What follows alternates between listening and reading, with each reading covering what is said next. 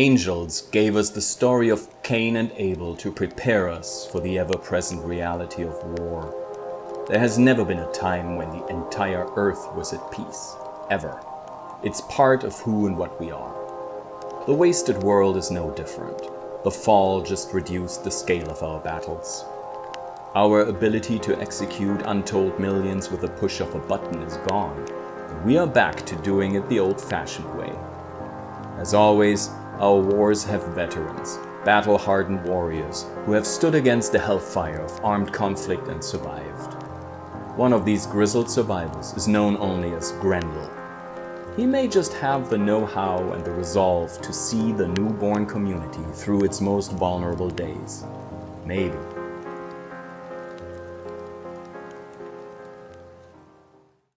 All right, we are going to begin with Erik. Erik, you know that the crew has chosen a place to live after what ended up, I know we named this season Remove Curse because D&D, right? But then instead of fighting Curse, we spent literally a half a season looking at real estate options. And it went very much like reality shows, like one you didn't have the budget for, one wasn't close enough to schools. It's like House Hunter's Wasteland. It's very much like House Hunter's Wasteland. And you've finally chosen a place called Greenhaven. People who have watched the stream know, and some players know, Greenhaven was the manicured little suburb with the over-enthusiastic sales computer that had defensive turrets, and that you decided was a little too dangerous, and that the AI was a little sketchy because there were things like it didn't seem to realize the people in the houses were dead and was treating them as residents and like Roombaing around their corpses and stuff. So the party was like, yeah, we got better options. And then a month and a half later, we discovered, no, you didn't. So the wheels have gone around, and it's turned out that that spooky suburb is the place you're moving. You have locked down the AI. More on that later, trust me. There was a brief, I'll just say this, briefly, Navad was pregnant. Sure. Just leave that sitting there for a minute, and it's related to your housing situation. Erik has been sent out to go hire mercenaries. There's one in particular that you know of, people that you know have worked with him. You have not personally. He's someone who calls himself Grendel. Grendel is a veteran of many, I was going to go into psychic wars, many battles, is for hire, and generally will take contracts that are defending settlements. He has this particular thing for making sure vulnerable settlements. It's got to be, Erik doesn't know it's a role-playing game and doesn't understand the maxim of like the tragic backstory and how tropey that is, but clearly that's come into play here, right? So you have gone to a dive bar known only as Clown. Clown at one point was like a coffee and donut stop that had a big sign that was a clown head. And it's now become a little like the, have you ever seen the pictures or been there, God help you? There's a place called the Clown Hotel. That's no. I'm steering really clear of the Clown Hotel. Have you seen the pictures? It's like a motel. They've filled, the bed and breakfasts that are the cat lady bed and breakfasts, where it's all picture that, but the crazy cat lady is obsessed with clowns. Nope. So it's so this is like that, but it's a bar. Okay. And, is it German? Can it be Klaun with umlauts? Isn't it also then like a really kind of intriguing independent movie? It can be German, sure. It can be Clown. Das Clown. And there's some biker style bikes out front and a couple of cars in mediocre but serviceable shape. There is a raucous sound from inside. Obviously, it's doing a pretty good business for someplace out here in the West. And you were told if you're looking for Grendel, if he's not currently got a job, he is often pounding one back and Clown. So you enter the bar, And I am going to say we will first see Grendel doing the very cliche. We're going to lean into 80s action tropes, doing the come on, old man, you don't look all that strong. So having an over the top arm wrestling match. So do you want to do the description of Grendel or should I? I think that you should. Yeah, I'm curious to hear your take. So we based in part the character a little on the kind of the look of Saul Guerrero. So he's a troll, but he's a middle-aged and also like at the end of middle age, at the point where middle age starts to feel like you're downplaying your age, kind of where I am, where you're like, no, I'm middle-aged, god damn you. And one of his mutations is fur. So he looks a little like a huge bear with horns, but because he's older, it's a little patchy and it's graying. And he also has a lot of small scars as well as battles, and that would be patches in the fur. He would be wearing layer after layer of, tactical vest. Like he would carry his life on him, like 3 canteens, the whole 9 yards, right? Another distinctive thing is he's wearing a set of sound canceling, and by sound canceling with filters, right? So you don't hear the loud noises. He's got a pair of cans on, which is not, it's not a common thing. And yeah, he is a troll. He's so big, gnarly troll dude. Let me go ahead and have you make a strength test for me. Sure. I think he's underestimated what I think people underestimate about both of us. Mass counts for a lot, motherfucker.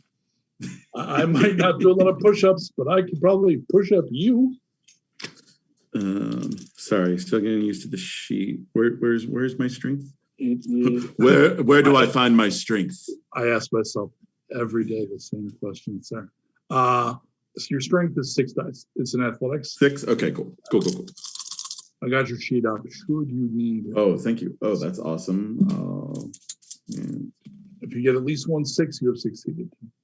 2 6s. So is it enough to defeat him, or do you want to, again, if we're leaning into cliches, do you want to do the I broke his arm? Like with 2 6s, you can basically control this situation. I'm gonna slam his arm as close to through the table as I can. Whether the arm or the table will break first is a matter to be seen. So the table will crack, everything jumps up, some stuff falls to the ground. Probably everything but your drink, which would jump up and you would catch it with the other hand. There is some, it is not applause, but kind of an impressed groan from the audience. It is in fact an audience because the various thugs, roustabouts, rounders, and ne'er-do-wells have become an audience for this. In through the door comes, would you please give us it's been a while, let's get a description for Erik. Sure. So Erik is short and barrel-chested, not quite a dwarf, but not a dwarf.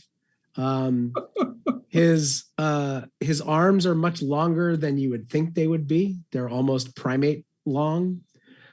He is green, which is maybe the first thing you'll notice. The second is that you'll notice that he's got an eye patch over his third eye, which he has to wear to keep things in balance so that things don't get crazy. He also has a brightly rainbow-colored shotgun strapped across his back. He is resplendent in sort of 60s mod style clothing. He considers himself to be of a mod experience, but since time is so far removed from that like crunches anything from like the early 60s to like the late 80s for him. He's a pretty jovial looking guy these days. If you had met him a couple of months ago, you might not have felt that way, but He definitely walks unburdened by any sort of worldly stress. He is currently divorced from that idea and sort of light when he walks into a room.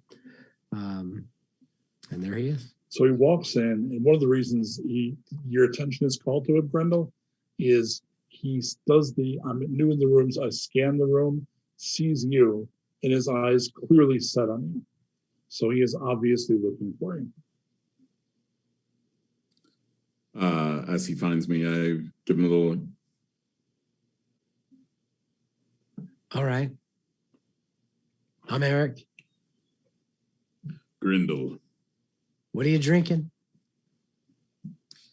Whatever was in this cup before, they just handed to me. You want what? You want booze or you want poison? Booze is preferable. So I hail the bartender and like throw down a 9-volt. Okay. You get some beer. They've actually got peanuts here. Oh my God. A rare treat, but they've got peanuts. You know, Erik loves to eat snacks. It's true. There are clowns looking down at you from all directions, by the way, Erik. Do I even know what that is? Well, I don't know. It's possible to not know. I mean, it's been over a century, but they're in pop culture, right? So Yeah. the remnants of the world. I mean, you know who the fuck the Mighty Mighty Boss Tones are. Yeah, Chances are you know what a clown is. that's true. I mean, those are united concepts. So I'm eating, I'm casually tossing peanuts in my mouth. I look up and I go, the fuck is this place? You see the monuments to the Nightmare Warriors, do you? It's freaky. They still haunt men's dreams across the waste. I can see that. So I'm looking for somebody who can do a job. Somebody who's got some skills. Skills I have. Strength I have. Do you have payment? Payment I have. I wouldn't hire somebody for a job without payment. That would be silly. It would be a favor at that point, less of a job. I don't like to owe people stuff, so I'd rather get the payment part done up front. A man after my own organs. I might have been at one point, but you have nothing to worry about now. What's the job? Protection. For what? For who? Where? When? I mean, you might have heard of me and my friends. We've been kind of roaming this area for quite some time and sort of, I don't know, run afoul of some people who might be interested in finding us. So, Grendel, you notice that there is a top wearing junk mail who's come in. The junk mail is not like, insurance scams. Nigerian bank scamming. I was about to add. So just an entire outfit of penny savers. Yeah, it's like a defense zero. No, junk mail is literally like made out of armor made of junk. It's like shoulder pads, the tires, that kind of thing. Super Mad Max. It's actually kind of heavy because it's bulky and awkward. It tends to be that kind of thug that wears that kind of shit. He comes in and you see him because you're facing that way. So Erik probably has not seen him. He also does the look around the room and he spots Erik. So you're pretty sure he's here looking for Erik. How soon were you expecting this protection? How soon can you start? I'm going to grip whatever. I assume I have my gear with me, near me. This is a seedy enough bar that it's like at your feet under the table. I'm going to grip my weapon and kind of like ready it like under the table and just watching this guy and like if he, depending on what kind of move he makes, he's being ready to. You're going to recognize this one from Star Wars. He takes something out of his armor and he's speaking into something. I'm going to I'm still getting used to all of these things. Just do I have a ranged weapon or do I only have melee? You can just tell me actions and I'll give you numbers if you need them. Okay. The only weapon you have is Mama. Is that you have the grav hammer and you have the minigun. What would be your choice here? I feel like the minigun's a little overkill in my current haunt. I don't want to trash the place up too much. So yeah, grabbing up the hammer and as soon as I see his hand kind of moving up, I'm going to charge at him and just try to restrain him, pin him. Okay, so you're gonna need whatever I got. Not a killing blow. No, you want to just stop him. You're gonna need to crawl to him pretty quick. That's gonna be a reaction save, which unfortunately is only 3 dice for you. Erik, what he is also because he's massive and strong, he shrugs off the table and with one hand has a fucking jetpack and a minigun, just kind of carried like luggage at the airport. And in the other, he's got a fucking grav hammer. Nice. He shrugs off the table and crosses the room in a heartbeat. And he's going to take his time. His turn is going to be spent going. Yeah. So let's see if he made his roll. Did you get a 6? I did not. I got 3 4s, which I find very interesting, but not at all useful to me. Right. It's a Chalmers. It's a big and tall men's store out in the Pacific Northwest. Great clothes. Does us no good here. Erik, he's not. I toss the peanut in my hand up in the air, and then grab Karen. Okay. Back. Grendel can see the glint of the gold ring that is around her barrel as I rack it and catch the peanut in my mouth. And I just kind of very lightly but loudly go, "Hey!" and just point it. Give me an intimidate. Add an extra die because you're standing next to a colossal troll with a minigun. Okay, so that gives me 4. Oh, yes. I am intimidating. He stops this, but backs out of the room. Do you shoot him? Yes. Yes, I do. I like the total lack. Yes. Go give me a shoot. Yeah. But I am shooting to wound. Okay. And I am successful. All right, go ahead and do your damage. It's going to be against his junk mail is going to be a 4 defense against Karen. 4, you said? So, yep. So for dad's a 4 better, scores 2. So I got 4. So 8 points. Did you get any 6s? No. Okay, so that's not enough to take him out. It is enough to do that. He successfully leaves the tavern. I run a lot of D&D. He leaves the bar. The people in the bar have various reactions. Some weapons are pulled because they don't know if it's a fight they're going to get pulled into. A lot of them kind of pull away from the two of you. A fair number, like a third of the people here, are going for the back exit, just like, oh, this is going to shit, I'm leaving. What does Grendel do? You didn't quite get to him in time, mostly because you're lugging a lot of shit through the Secaucus airport, and you were not able to do the crossing of the room in the heartbeat that was needed. What do you do? Turn back to Erik and friend of yours. Always. Do we need to facilitate a reunion, or is it enough to have a rain check for the moment? I'd like to know who he was talking to. Outside here, the little goblin monkey is inside. 100 volts bonus. Curse wants him dead. Never mind. I know who's out there.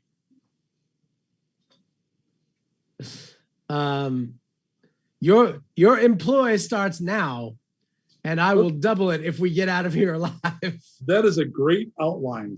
So I'm going to cut back to Lita.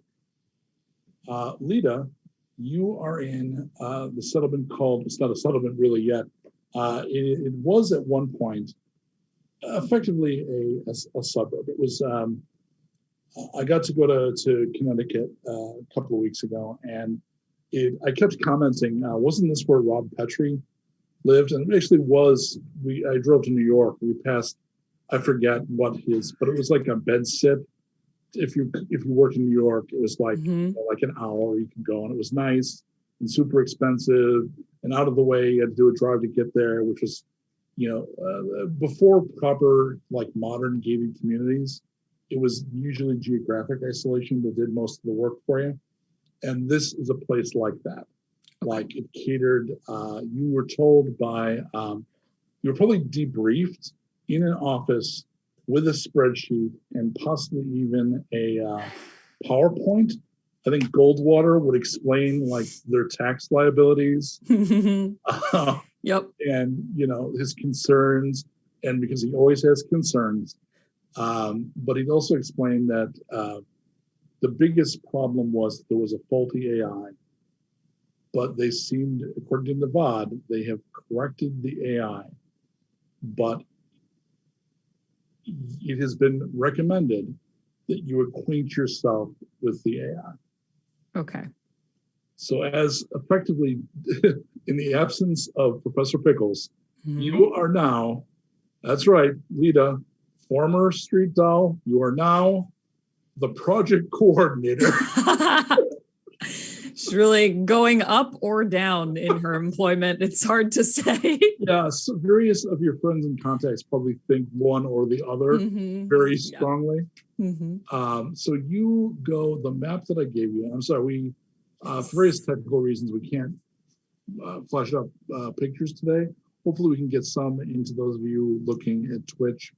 I do have a map of the compound. And if you look at the map, it's mostly the front part has an office and a model home. There's two pylons that used to have rocket launchers on them. They were attacked before the group took over, and those were blown away with rocket launchers. So I'm not run by I don't think you know what, but they're not there anymore. They're just smoking columns. Then that whole loop is all little branching pathways off to homes. A fair number of them, actually. In the middle, so it's kind of isolated by just line of sight. Like it's kind of Disney rules, where by watching line of sight, you kind of, any of the stuff that's a little gnarly has like the back of the waterfall or whatever behind it, so you don't look at it. So that central circular building it's in the heart of the buildings. That's the command center. Okay. And it is internally shaped a bit like a launch tower, because you go all the way down. There's a sub-level, and down there's a generator. There's all kinds of stuff. Like this has got, there's even the capacity to do hydroponics. Hydroponics is not operative, and you have been told the reason was the AI didn't know the people were dead, so it counted the residents as active residents and like kind of left them alone. And like I said, like the robots cleaned up around them. Yeah. So it wasn't until they fixed it did it go, oh, they're dead, huh? That's not good. Let's run the number of residents back down to 6. So you are brought down to the lowest level and brought into the computer room. I'm going to say that Torg is with you, because I think you would have somebody with you. And Torg is often the best person to have with you in almost any circumstance, especially if you need backup. Torg come in very handy. So Torg, you don't know a terrible much more than this either, other than there's a new AI, and that you're going to be moving in here, and that you and the rest Lita does know that you've got to get it in shape, and that the people that the committee's been recruiting are going to move in and settle, and it's your job to make this into a proper sum. Okay, so we're in this computer room. Yep. Okay. So quick question Yep. is the question I'll be asking until I know the answer to it, because it would be the one thing on Torg's mind. Have we solved or have any update on the baby Rip situation? That was also going to be my question. We have not. So you don't know yet. How do I not know yet if we've already decided that this is the place we're going? Well, you've sent word. This is all very recent. So in Okay. theory, people are going to come from there to here, like we talked about, moving some of your shit. It's not that Rip is not some of your shit, but you know what I mean. And they did say that they were going to be looking, and you had given some of your clothes and stuff. So hopefully Rip wouldn't be freaked out. That We're has still not, waiting. and I'm assuming not patiently. So a fair amount of Torg pacing and being anxious. Yeah. Does Torg partake of the potent jenkum? Like, is Torg a drinker? Well, if you remember from previous episodes, Torg drinks, but it takes a lot to Yes. do anything to Torg. So That's why he jumps to jenkum, because you'd have to take something that would just kill a normal person. right, you get a right. buzz on? No, I think that Torg will be working through it, Okay. but it'll come out in spurts. You know what I mean? But Torg doesn't want to be inebriated or out of sorts if baby Rip shows up out of nowhere. Gotcha. So Torg doesn't know. So Torg wants to be fully there for baby Rip when baby Rip returns. So Lita, there is an obvious workstation here that's a little like Dennis Nedry, Jurassic Park, like clear, hacker process. Do you have any computer skill? No, No? not really. You're talking about like in tech? Yeah, any tech? I have not a 1. 0? 0. Okay.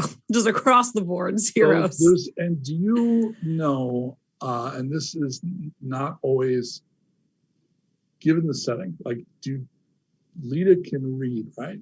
Yes. Okay, so you could use a keyboard. Yes. You probably know what a keyboard is, but you don't have any actual technical ability. Yeah.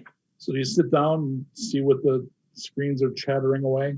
Yeah. I'm going to just kind of hit a key and see if it kind of comes to life. The display on one of the screens forms a face out of ASCII characters and animates, which is a super janky, incredibly retro way to do it. And a voice processor says, "Hello." Hello? Hello, Torg here. You're not Dad. Where's Dad? Oh, I don't feel qualified no to worry. answer that. No worry, Lita. Torg remember what going on here. Torg say no worries. Hello. No worries. Torg here again. Hi, Torg. Have you talked to this before? Torg, pretty sure Torg was here when we discovered place initially. Okay. Unless I'm almost The positive digital now it's face just me. nods. Non-Torg, but like I'm pretty sure this is, I'm like, yeah, I remember this. Because it was all the dead people and it was weird. Yeah. And there was the Torg- guy Torg- and the thing and the Torg, who's your So, friend? okay. All right. Sorry, that was just me just like clarifying. Like, I'm pretty sure this is what I remember. Who's Or your I'm friend? just remembering Barrett explain what happened to me. But no, I think I was in the episode that we visited here. Anyway, okay. Back to Torg. Who's your friend? Torg, very excited to introduce you to Lita. Lita's shorter than you are. Lita is shorter than Torg, but Lita have strength of mind. Really? Well, define strength of mind. Yes, I am very mind strong, as Torg says. Not, I don't know why you brought up my height. Now I'm a little insecure, but that's fine.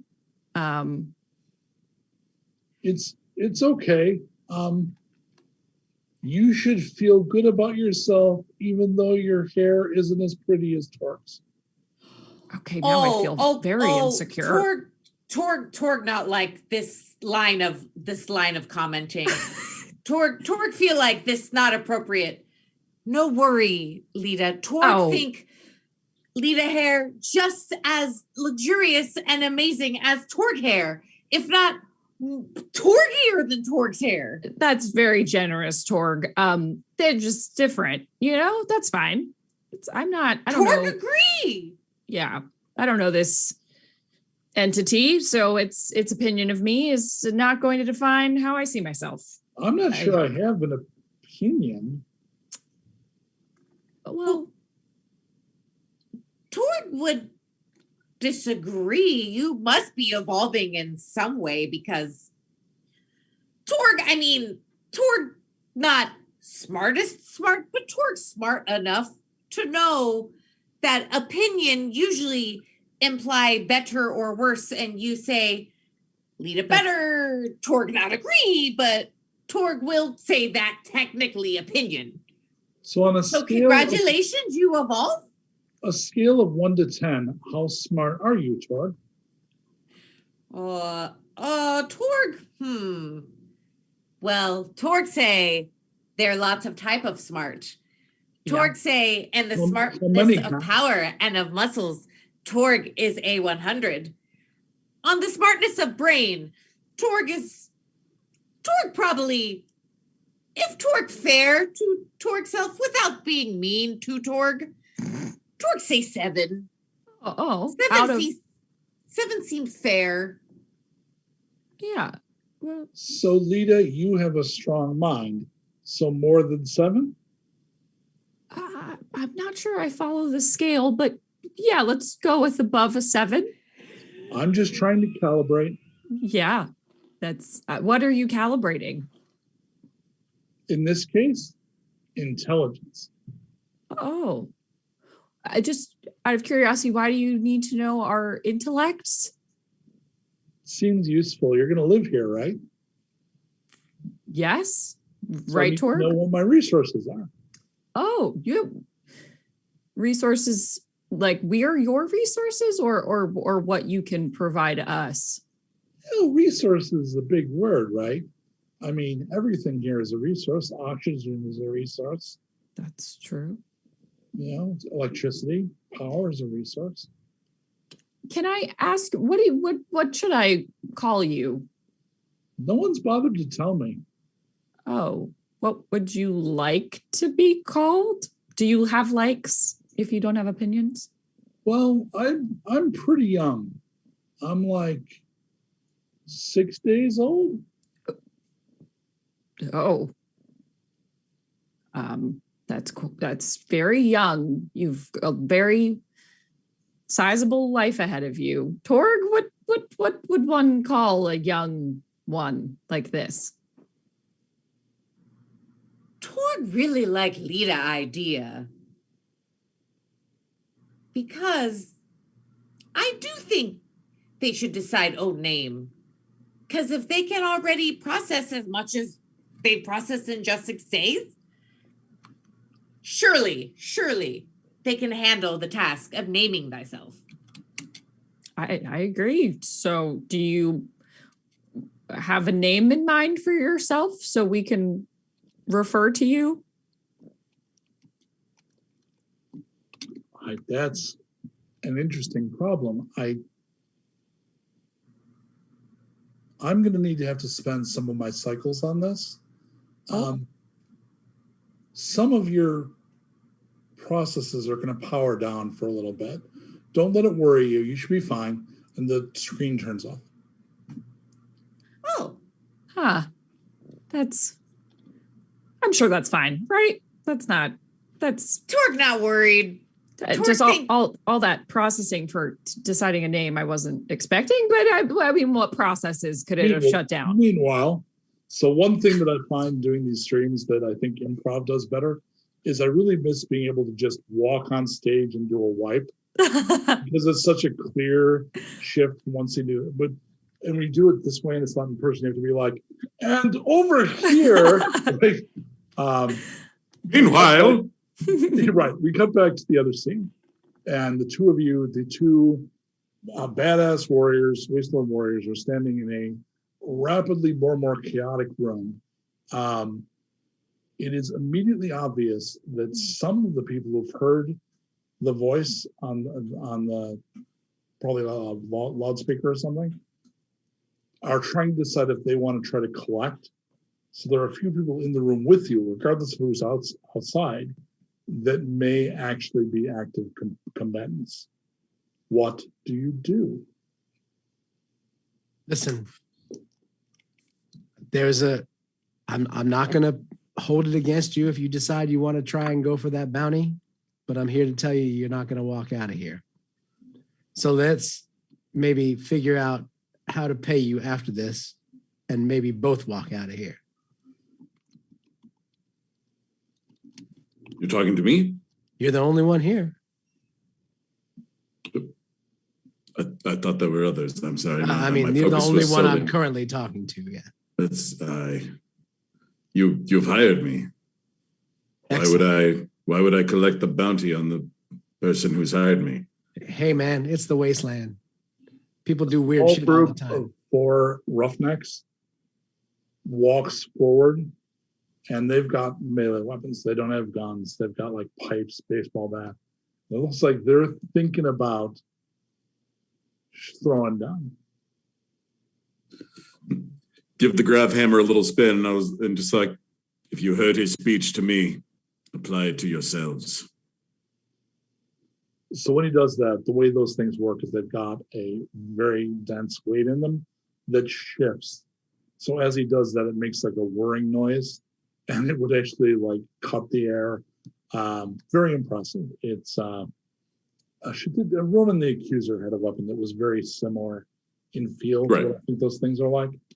I'm not going to have you roll because the job of rolls is when the outcome of a test is uncertain. I think you can scare 4 thugs with pipes with a grav hammer, being a giant, hairy bear warrior with horns. So they decide, never mind. They swipe left of the situation, and the bar is clearing. There are clearly other people outside. So it seems to you, Erik, that once again, Curse has sent his men to collect one of you. Are there windows in the bar? Is there any way for you to be able to see outside? Okay, so so I kind of walk over to one of the windows and kind of like do that thing where you kind of like, peer out and test. It's the Butch and Sundance where you put your head out just enough for them to be able to shoot by you but not at you. Give me that's going to take a reaction save, which I think is pretty good for you. I have 5 for reaction. Yeah, it's good. Oh yes, I have reacted. So you literally pull the fire like you intended to. So you peek out a little bit. You catch a glimpse of, from this window alone, 6 thugs, one in a motorcycle. You see a shotgun, rifles, some crossbows, and you pull back as there's a repeat, and the window shatters. There are a number of people out there with weapons. By my estimation, we've got about, I don't know, a minute to decide what we're going to do. Is there a second story to this bar? There is. How do you get there? Well, there's an interior stairway to go up, and the second floor is usually, it's a little like, am I remembering Casino El Camino? The place very much in Austin it's like a secondary dining area. Yeah, so there's like a balcony up there? And there's like a balcony and like a half bar. And that's where the clown stuff is located? Well, the clown stuff is fucking everywhere, my man. Okay, sweet. That's not going to scare me later. So So I'm going to suggest that I'm going to give him the sort of like, maybe we should head upstairs symbol, you know? Okay. You and me upstairs. Well, we're in the middle of a battle right now, but perhaps after. No, man, I like you already. The bartender just goes down behind the bar and just kind of waves. Yeah. Upstairs. Erik grabs a handful of peanuts and runs upstairs. Gotcha. Apologies for any damages, Jag. Said the bartender's name is Jag. Not again. Always. So you get upstairs, and there are a few people that decided to wait it out up here because it would be safer. Mhm. So when they see the two of you come up, the dream of it being safer is taken from them. And one of them actually says, "Oh man, You're going to be fine. we were just gonna hang with the clowns, man." Is that what they're called? Hide behind the Nightmare Warriors. They will protect you, hopefully. At least Oh, their memories. yeah, I like how fucking spooky they are. Yeah. Oh, sorry. They back away. And one does actually hide behind one of them. That's displayed kind of like you display a stuffed bear. There's actually it's probably Halloween. I think there's a couple that are in circulation now that are the $90 at Home Depot, like the clown and the thing that does this. So they hide behind one of them. Does it make noise? It does, but it would be broken and a little pathetic. That's all right. It makes noise, right? Oh, yeah. What's the mechanism by which it makes noise? What would you like it to be? That you push it forward on a spring and it goes. Let's say that it's exactly what that is. Okay. So You know the ways of the Nightmare Warriors. I have seen them in my dreams, or in my nightmares. Yes. So I kind of stand behind it, waiting for somebody to come in. Oh, okay. So, and are you also concealing yourself, Grendel, or are you just in the middle of the room with your grab hammer or your minigun? I'm going to. So we're waiting for them to come after us. Is the tactic here? We're not like trying to take them from the elevated position. Or... It's going to be tough for us to be in it. It's going to be tough for us. I don't think there's a roof for us to access. Okay. So it's going to be tough for us to get out there and get a circle's worth of people, especially these people that we've dealt with a bunch. So they need me. So I'm thinking that if we draw them to a small spot, we can pick them off one by one. Or lots by lots, depending on how we. I'm in that case. I'm going to if there's a place where the stairwell kind of funnels into this upper area. Yeah, for sure. Somewhere that's kind of in the line of sight of that, but where I can take partial cover. Like I want to draw their fire a little bit away from Erik, but I don't want to be completely exposed. If there's a place like that, there is a pinball machine. Then I will be a pinball wizard. Yeah, it has been reworked so that it just functions by gravity. Like none of the electronics work, so it's kind of like the original pinball machines from like the late 1800s. It's just nice. It's like a sideways pachinko. Welcome to the Nickelodeon. Exactly. So you will hear first, Grendel, from the bottom of the stairs. 1, 2, 3, now. And then you hear running on the staircase. And you see several figures coming up. Do you want to open fire? Yeah, as soon as they break the plane, minigun is just knowing. Okay. Let me resolve this not as an individual action by action, full on combat, but we are going to call for some skill rolls here. Okay. So go ahead and give me a shoot test, which for you is 6 dice. Okay.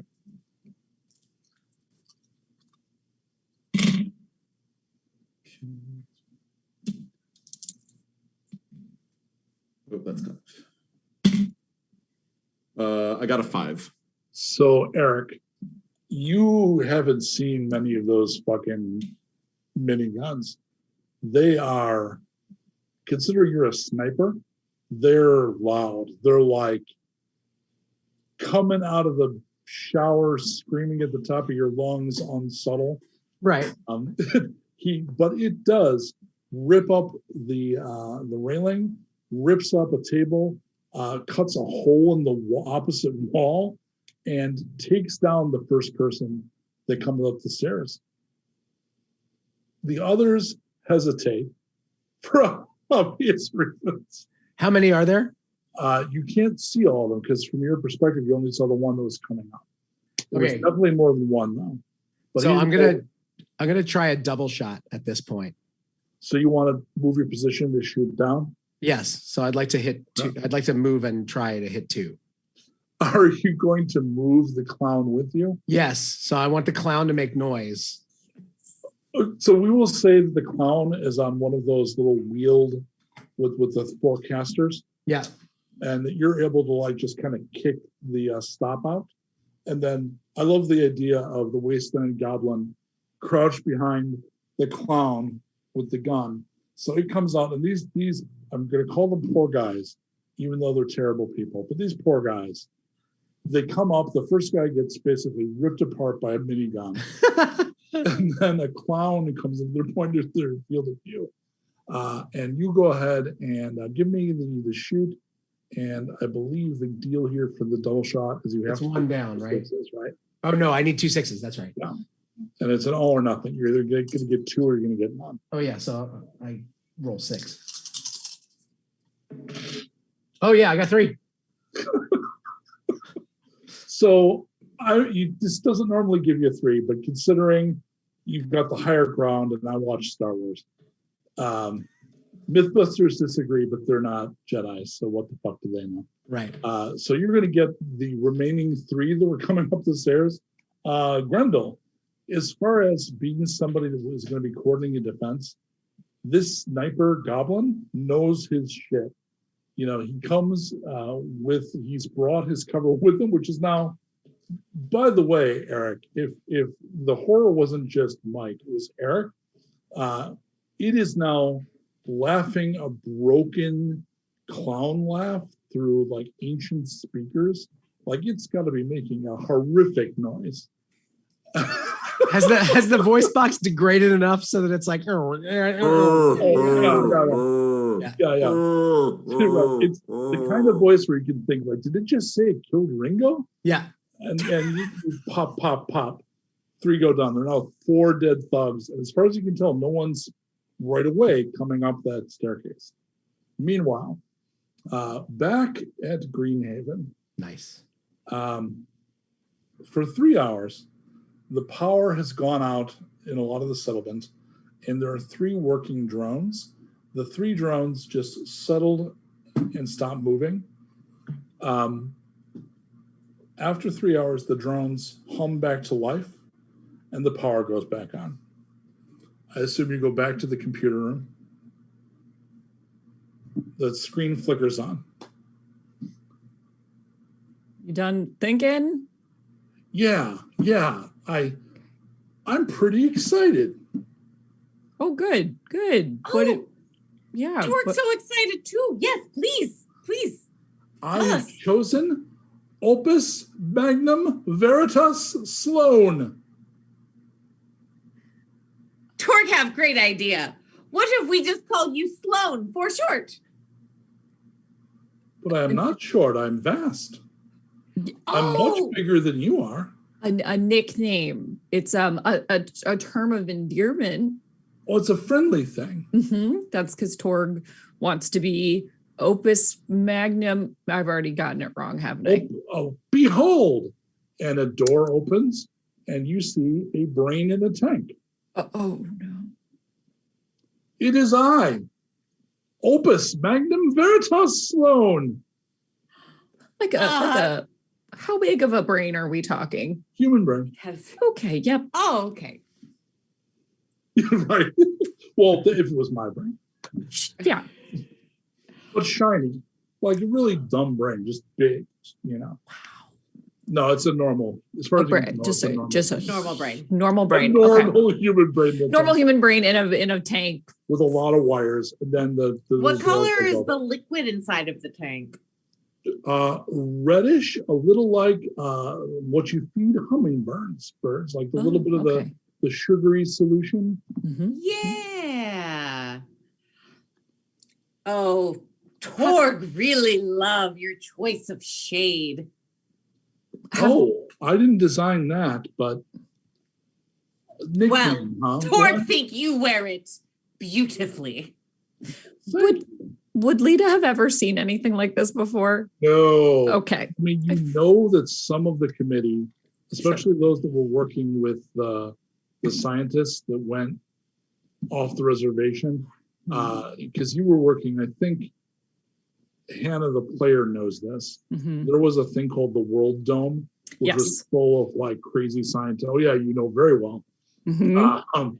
And they did Mhm. experiments along these lines, among Got it. others. And to your eye, that looks like the processor of this entire AI system is actually organic. Okay, cool. That's Sloan is not- fine. It is my nickname. Hello, Sloan.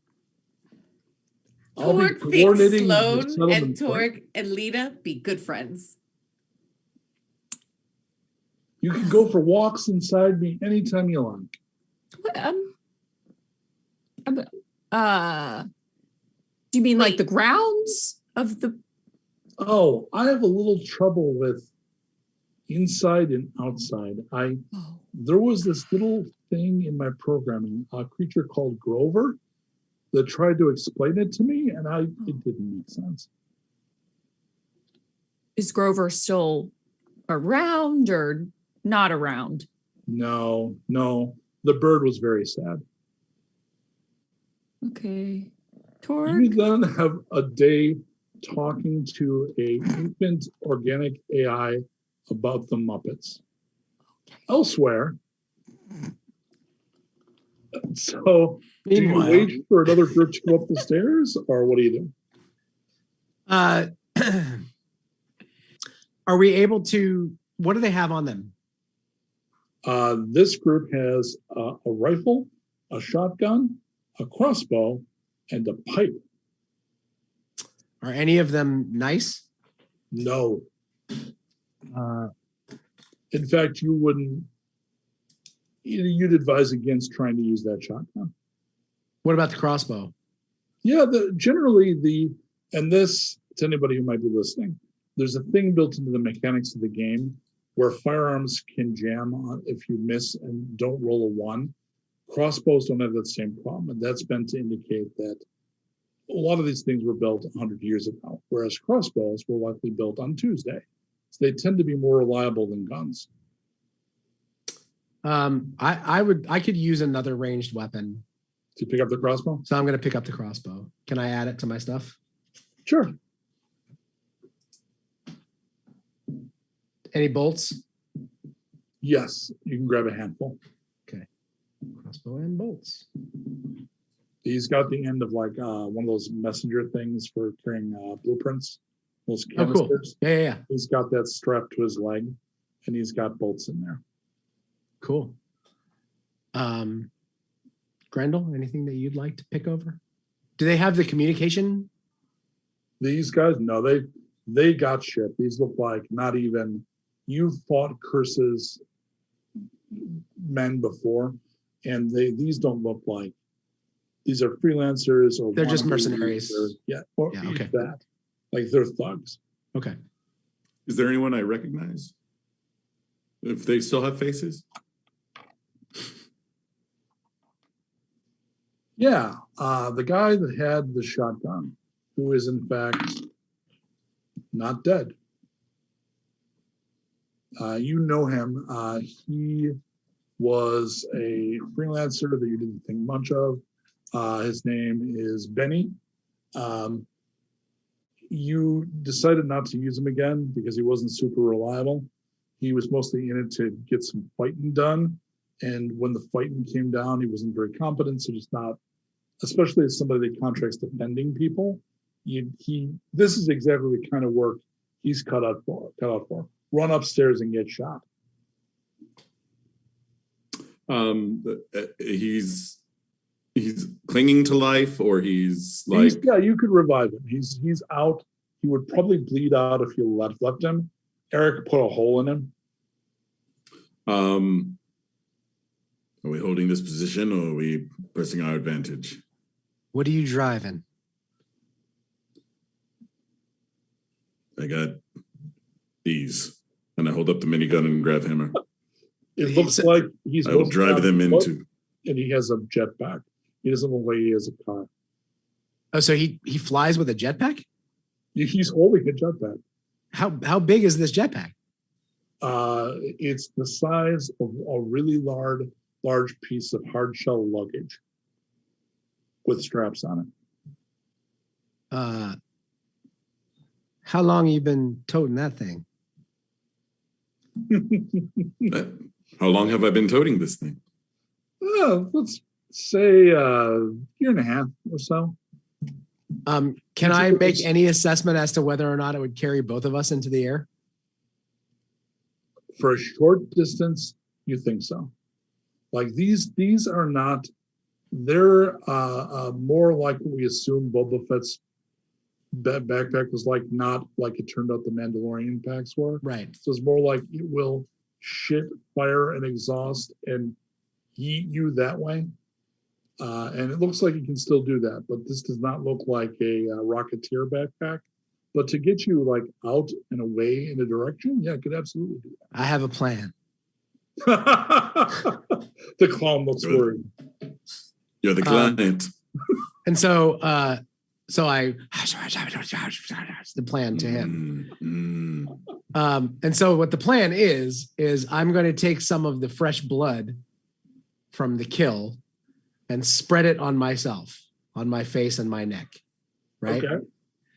And then, so Grendel, you'll notice he's a little particular. So he's making himself like all Rambo, but he's real careful around his jacket. So I think you're like a little precious about this cheat you've been collecting for 5 years. Yeah. And then Grendel's big enough to carry me, right? Looks like it, yeah. All right. So he's going to fireman's carry me outside. Okay. And say, I got him. Because I assume the mercenaries don't recognize each other. So they would just think that Grendel's another mercenary. He looks real mercenary because among other things, he is. And then keep walking until somebody's like, hey, and then we'll jet as far as we possibly can. Are you down for this plan, Grendel? I hoist him up over, and as we head down the stairs, I just look down and it's like, pick the wrong team, Benny. And I just smash his neck against the whatever step he's on. Just it makes a crack, not unlike bendy straw, and his eyes roll back and he dies. I go, I like you, man. Have you met Jesus? What territory is he in? I'll tell you all about it in a minute. And yeah, head out the front door. I got him coming down. Don't fire. There is a group of guys that's actually wearing the emblems of curse, which is a skull with so it's like, it's not real advanced, right? Like it's the kind of hardest, like, the people that are so unimaginative, they're like, I know, we'll just use the Punisher skull. It's almost that basic. It's a skull with like a ring of barbed wire, and they're wearing this as emblems. And that's the emblem of curse. They have a small Are they the truck. baddies? Yeah, exactly. And they've armored up the truck.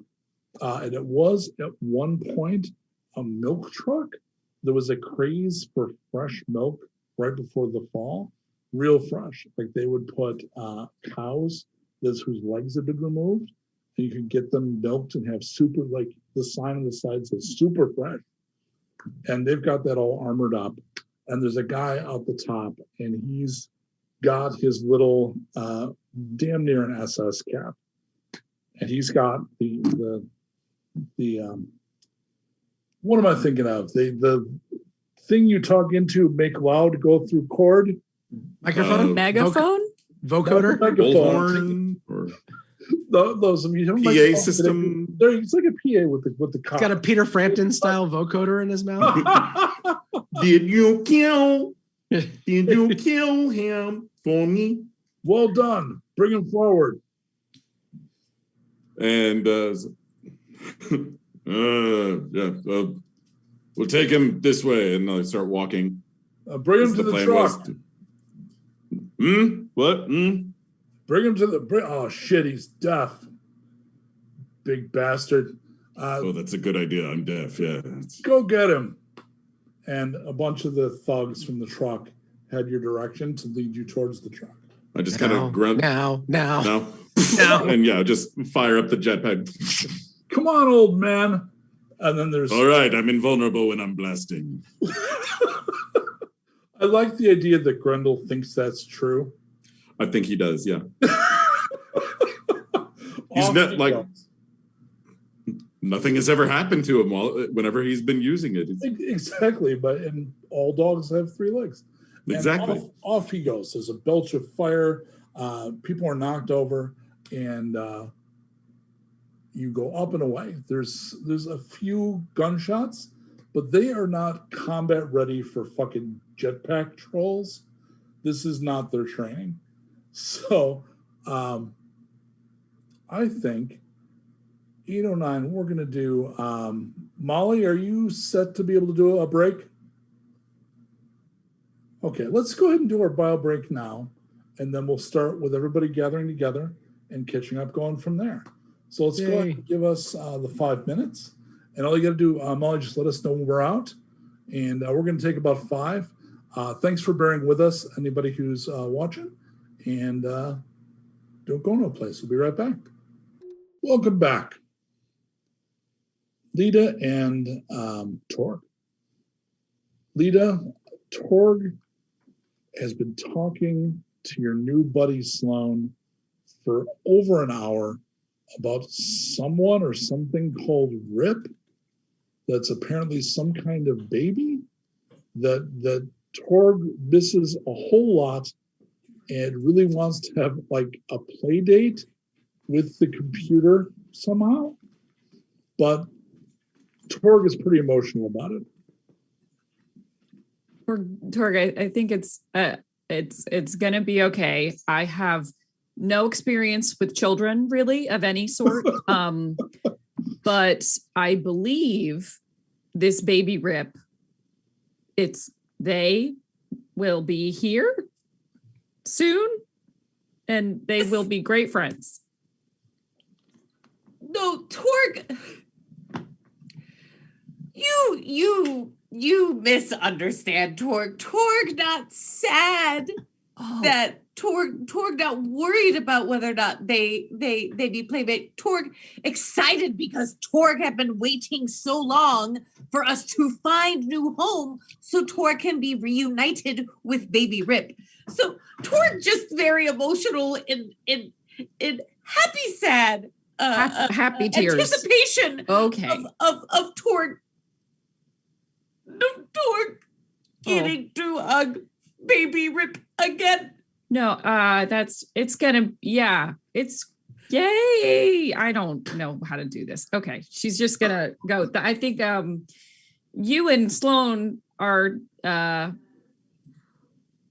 can't help with this. And Lita? She's just yep. Torg very worried that Lita not know how to deal with emotions. Being emotional is good, Lita. It's okay to have care and love for a baby, a Rip, a brain, anything of organic matter that is of meaning to one. It no reason to be embarrassed or to shy away. Everything fine. That's very Torg. You're very correct. For other people, but I kind of have one goal and purpose, and I'm pretty focused on that. And so anything else is just kind of a distraction. Torg understand one goal and purpose. However, Torg feel like even people that say one goal, one purpose, no one really only have one goal, one purpose. Everyone multifaceted, everyone have more side to them. Maybe now that we find home, Lita can explore other purpose. The face on the screen makes a strange face, and then you hear a throat clearing noise. I don't mean to interrupt, but incoming. So there's a bank of 12 monitors, and 3 of them are lit. And you know from talking to the computer, there's not a lot of, there are no security cameras on site because it relies on a drone system to do that. But there's only 3 drones currently working. One of them is tracking Erik and a big, hairy troll with a minigun and a jetpack who are coming up the road towards the complex. Torg, do you recognize the fellow with Erik? Lita? Clearly, it's Erik. Have Lita not met Erik before? Well, not Erik. I mean, is this the person with Erik? We know Erik. I was with Erik when I wasn't there when you found Jesus, but I was outside vomiting when you found Jesus. So That's what Torg thought. If Erik there, then clearly Big Hulk with Erik, totally fine. Anyone with Erik vouch. So Torg assume all good. okay. He just So, and also being the coordinator, we can assume that Lita was one of the people that made the decision to go get a mercenary. Got So it. let's get the party back together. You're actually in the welcome center, which is very much like any apartment complex welcome center. It's got like a small game room and a meeting room and a place for movie night and a broken popcorn machine. And all 4 of you meet. I will make Torg. Torg is not actually a troll, right? But Torg is as large as a troll, like a very large person, very muscular, super buff, a long braid of multicolored hair, which is obviously not like a fake clip-in, like it looks like actual hair, which is beautiful and a little strange, but beautiful. Sorry, my dog just came in, so that's the noise. There's all kinds of trophies of kills, including the necklace of ears, which it is sporting. We are now officially like the weirdest shopping channel. Yes. Torg is carrying the latest in our series of human ears. Those are I think y'all are available. sitting on some great merch opportunities here. It's $20. And the thing is, if you hold it up to your real ear, it doesn't help at all. But your vibe is generally very upbeat, right? But it's clear by the way you move that you're a warrior, right? Like you. I beat shit down. But your mood is not. You're not No. dangerous. You're actually. Oh. Yeah, total. Well, Torg is dark and dangerous, but dark and dangerous with a very large smile and their own set of ethics. Right. And Lita is a very sharply dressed, is wearing, I forget the name, it's like nano weave or something, eternal clothes that self-repair, so she's always sharp. She looks like somebody to be helping out that the fucking blind son of a bitch responsible for Blade Runner 2049. Like she works for him, like that kind of person. Definitely kind of professional, competent together looking. Also in great shape, like is somebody else that moves gracefully. Things that I think that Grendel would pick up on. Like these are 2 more people that clearly can handle themselves. And walking around the settlement, well, Lita, your stuff, you would always have your gun on you. I don't think, does Torg walk around with the cinder block on a stick? Or if you're like at home, do you just rely on just throwing things as we get into a fight? Oh, Jen, you're muted. You're muted. Right. I meant to do that. Yeah.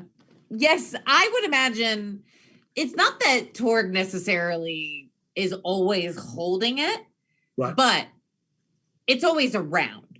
So, if Torg is going to be in a particular area for a long period of time and feel safe, it will be in the room, but it won't be in hand. So it's always close by, essentially, in case shit goes down. So, Erik, go ahead and introduce your new hire to Lita, who, in the absence of the cat, is technically the boss. So we wanted to get some protection. So Yeah. this is Grendel. Grendel. This is Sporty Lady. Well, Lita. my name is Lita. Yes. Sporty. That's a very. Ever since I got to this place, it's just one insult or talk Oh no, down. that wasn't a takedown. I mean, sports are cool. Well, yes. Okay. Grendel, it's very nice to meet you. You're very imposing, which is great for us because we need that. Me to be. Yes, we really need that. Oh God. Okay. Did you guys have trouble getting here? Was it difficult? I may or may not had to have committed double what we had originally intended to pay. Only because Curse said On the his fair dudes to come and side, get if he hadn't, we would both be dead right now. So Okay. So a good negotiation, I guess. Erik, what were you saying about Curse? He sent some people after me. Oh God. Another, 15 or so. I can't send you anywhere. You just have enemies literally everywhere you go. And yet There's here just- I am still alive, Sporty Lady. Oh God. Yes, that is. You are alive. And Grendel is here. And we're going to pay double, which is fine. That's fine because you being alive is important. Did you make a scene? Is everything? No one's following you, right? I mean, there's someone always following us. No, that's not the answer that I wanted. That's not at all the answer I wanted. We got out clean. No one saw us. It was Oh no, fine. everybody saw us. Everyone saw you. Literally, Okay. we flew away. I mean, there was almost nobody couldn't have the whole like a mile around. Pretty much everybody In saw fact, us. we're belching smoke. Yeah. So you Oh, had great. a very clear. We were like trail. chitty chitty bang bang.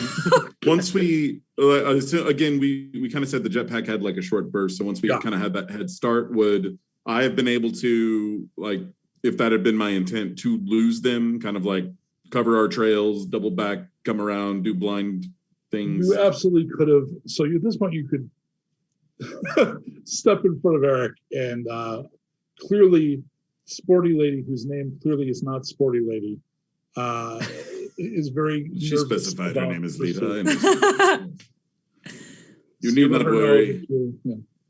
I have some experience in making sure that I am not pursued and that my clients are well protected. Oh my God. On the way, we were discussing terms when we were interrupted by these Curse's men. As I understand it, there's a settlement here that needs protection. Yeah, it's not much right now, but But it could be. it will be. It has will to be. For my future sake, it has to be. Because of this, I'm going to bring my rate back to back to the single rate that we had discussed. Oh, I believe in the importance of these places, these havens for people to live. I think it's important. Torg think very important as well. Torg always excited. You And see him make a welcome. little adjustment on the can. Just like, thank you, Torg, was it? Torg clearly able to handle security, but with the amount of people we are expecting, Torg welcome the help. And just Grendel's kind of immediately just like, nodding friendly, just yes, good, Torg. But like, there's a look in his eyes of just kind of scanning Torg and just being like, how many ways, if I had to, could I kill them right now? Which to Grendel is the highest praise that he can offer any single individual. So the problem with Grendel, as far as you can see it, is you're not sure about Torg. Like if you were younger, Torg is somebody that is a peer that you could be rolling with, right? older and creakier, Torg might break things that you'd rather not have broken. Things that won't be mended. Yeah, and that you can only depend on the troll generation for so much. Right. Kind of like being Norse. Eventually, you get to a certain age, and because I know that you're one of the brothers. Remember what it was like never being sick, and people be like, "How the hell you do that?" And you go, "I'm a Viking, man. Back off." Then you get to be 40, and that stops happening, like that, but with broken arms and shit. Just let me die with my grav hammer in my hand. Worthy. So you check over the place, and we're going to do this as a montage. I've sent the map. You find out, in some ways, it is excellent. It has suffered no damage. So none of the bombs landed anywhere near here. It had automatons maintaining the place. So a lot of places, I think we've all watched, after the civilization, when the Earth reclaims everything in 48 minutes, in this animated sequence. None of that's really happened. Also, a lot of the areas in the region have there's earthquakes because they become unstable. That hasn't happened. So it's a bunch of lovely little homes. They've begun clearing the long dead bodies out of them. So they do tell you that that the AI was broken. It assumed that they were simply occupied by residents, so were maintained as though they were living people. That's been corrected. The problems, though, once you see them, like, oh, that's good. And also, you are shown that there's a computer system, and there's a generator, and there's the potential for hydroponics, subterranean. There's a lot of potential here, but there's no walls. There's no fixed cameras. There's only drones, and only have 3 of the 12 that should be operating. There were at one point 2 defense pillars that had rocket launchers on them. Those have been destroyed. So it has no actual defenses. The only defense really is that it's kind of remote, and that there's a pretty long approach to it. Other than that, if somebody came in here and were serious about moving in, it'd be hard to defend it. Just taking a look at that map, you can see, unless you start doing things like building walls, and certainly maybe putting in some more traditional cameras, or at least putting up watch towers and putting people in them and having going old school with a signal alarm system, that would help. But at current, it's like being in a suburb on New Year's Day with no one around, and it's just wide open. So I imagine it would make you a little itchy. Given who we have here,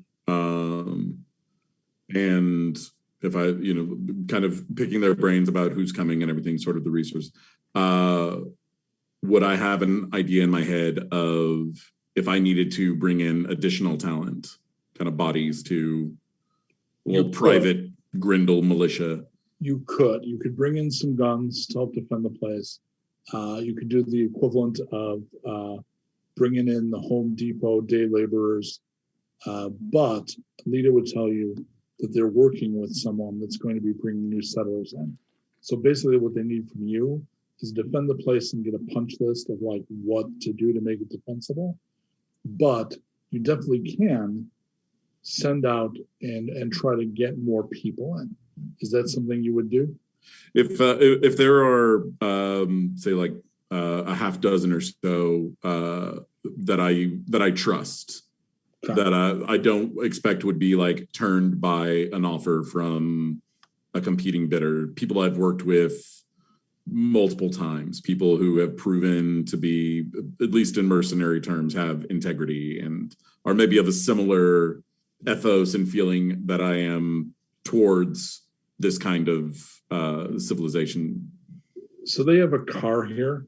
And the way this works is because gas is so expensive and relatively rare, the map of the region is basically the central Texas. It's up through Dallas and back down past Austin. So a lot of the stuff in the entire region is by car, 3 days, maybe tops, 3 days tops. A lot of it you can reach within a day with a car fairly easily. So it only becomes long treks when you have to go on foot. 5 days later, the group is together. Erik went back out with Grendel. You now have 4 mercenaries. All you can get that you trusted were 4. But you now have 4 dudes. You probably get them like crossbows and shotguns, something real simple and reliable.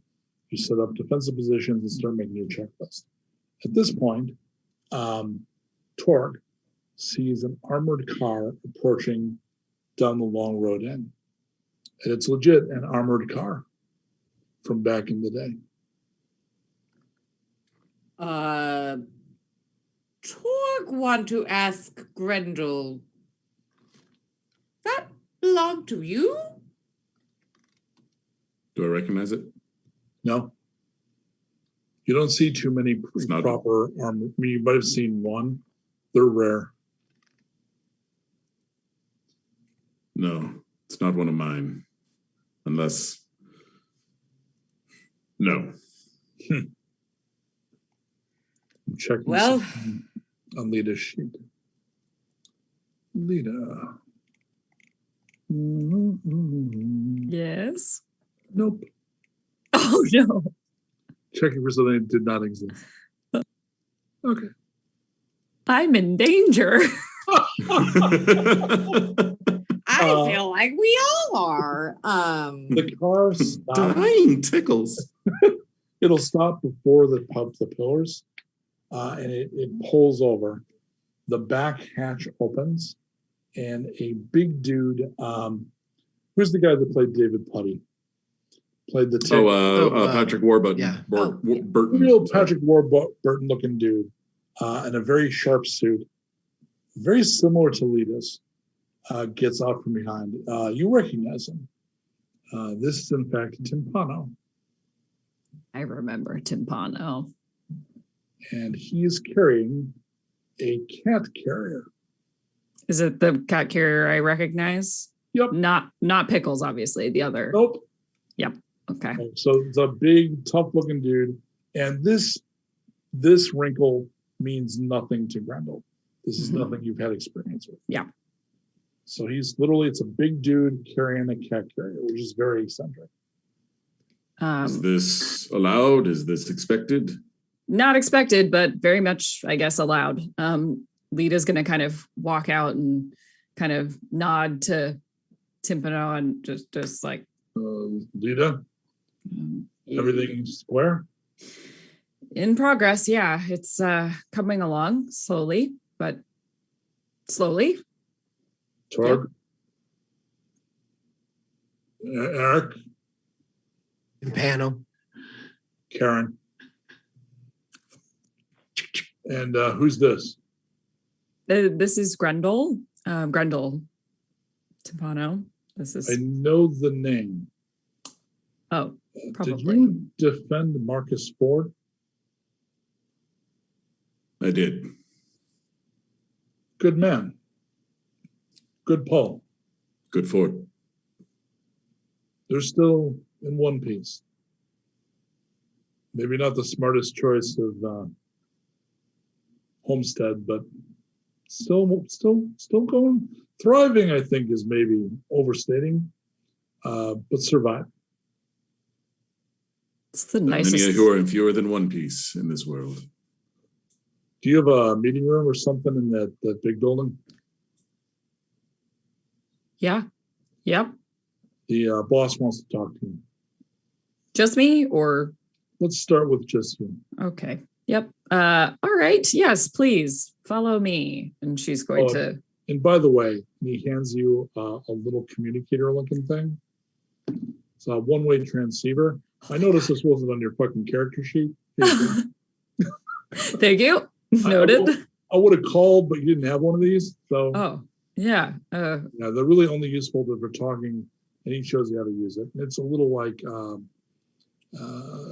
walkie-talkie, but you use the code of the people you want to talk to. Oh, And cool. it's a remote. It's a little like what are they in the real world? We used to use the phones. You'd use remote satellite phones, a little like a satellite phone. Okay. So everybody except Lita is together. He takes Lita into the big welcome center.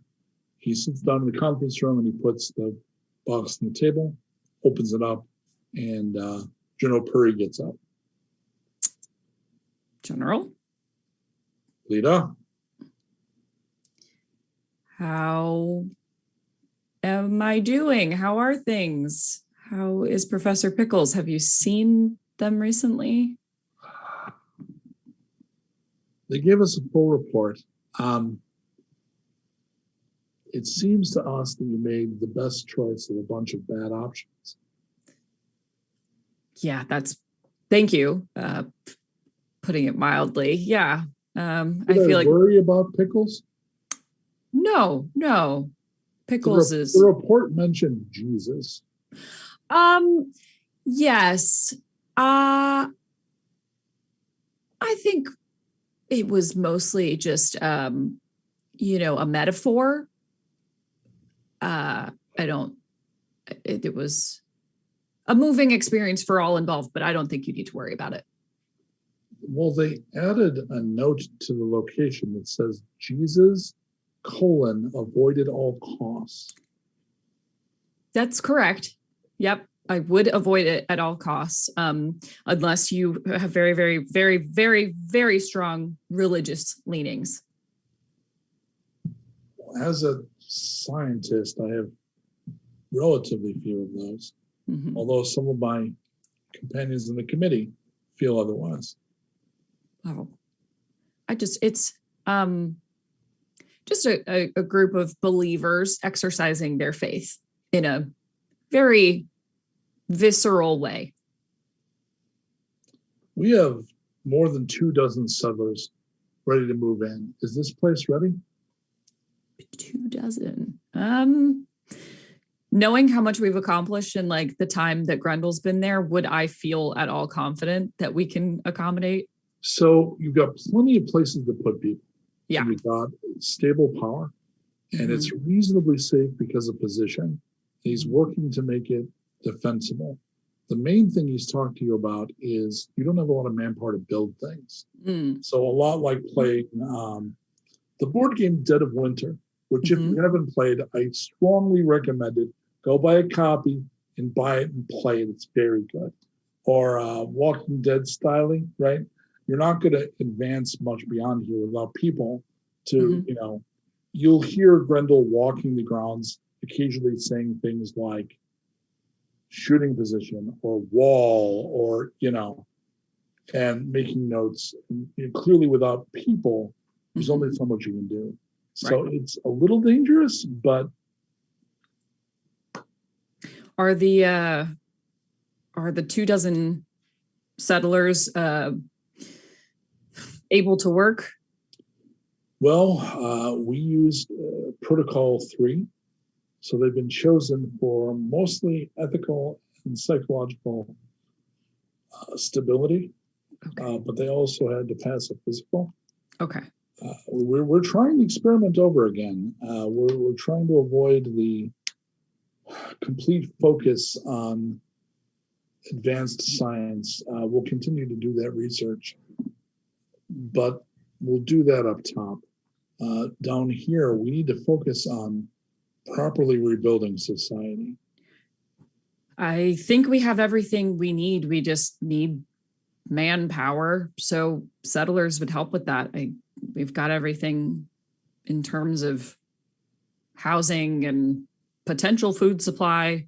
And as you said, we're well positioned. So if you bring them, we'll put them to work. I have some extra votes for your budget. Timpano seems to think that the mercenary you hired is the right choice for the job. Make sure that he's well paid. We have no information of him being unreliable, but there's no reason not to take good care of him. Oh, yeah. I mean, that was the nicest I've ever heard Timpano talk about pretty much anyone who's, not in his employment or employed by, he's not employed by. The general looks up at her caretaker, and he smiles a little. He has my respect. It's a short list. Yeah, I bet it's a short list. Probably don't even factor in. You're getting there. Comments like that don't help. All right. Sorry. I shouldn't have brought it up in the first place. Okay. Yes. I will make sure he's taken care of. He has given us no reason not to. He got them out of trouble already, and God knows they get in trouble all the time. So Timbano says, we filled the truck with supplies. We got some medical. We have some food. oh, We have bolts. We have a lot of repair parts, things like that. Go ahead and unload that. We're gonna get going probably by tomorrow, and we're gonna send word today. We can get the settlers here within 3-4 days. great. We'll keep working here, but the sooner the better. We're also gonna send word. You had some people in the Shire that wanted to move, right? Yes, I was going to ask about that, and one of them in particular. Oh, rip. Yeah, that. Yeah, yeah, we've received a series of messages. Yeah. We've had teams out looking for the beast. I understand they have seen evidence that it's still in the region. Okay. Our guess is they hunt a specific area, like any creature like that, and because it's bonded to Torg, it's going to be the region around the Shire. So that if it wants to be found, it'll be found. Okay. All right. How big is it? Torg Well, didn't bigger mention. than last time the Torg saw it. Okay. Not quite as big as Torg, but bigger than you. Oh, great. Okay. And is it, just because I've never interacted with it, is it going to commingle with our settlement, or should I? Oh, it's a predator that definitely eats humans. Right. It'll eat just about anything. Right. Okay. I got to talk to Torg. Thank Yeah, you. the rippers are a wasteland blight. If a ripper Yeah. gets into the area, it will tear through just about anything. Thought that was what someone said, but then Torg talked about the baby rip like it was something not that would, murder and maim lots of. Lita, they eat bones. They eat bones. Bones. Yeah. Okay. They have I don't have a lot of plates. those lying around, so. Yeah, probably the usual 300 some. Okay. All those aren't yours kind of something special these days? I haven't had a scan done, but maybe. I mean, just your eyelashes. That's still the nanites, right? That hasn't cleaned up. Yeah, that's not makeup. That's not elective. Okay. Yeah. Well, you didn't strike me as being prissy.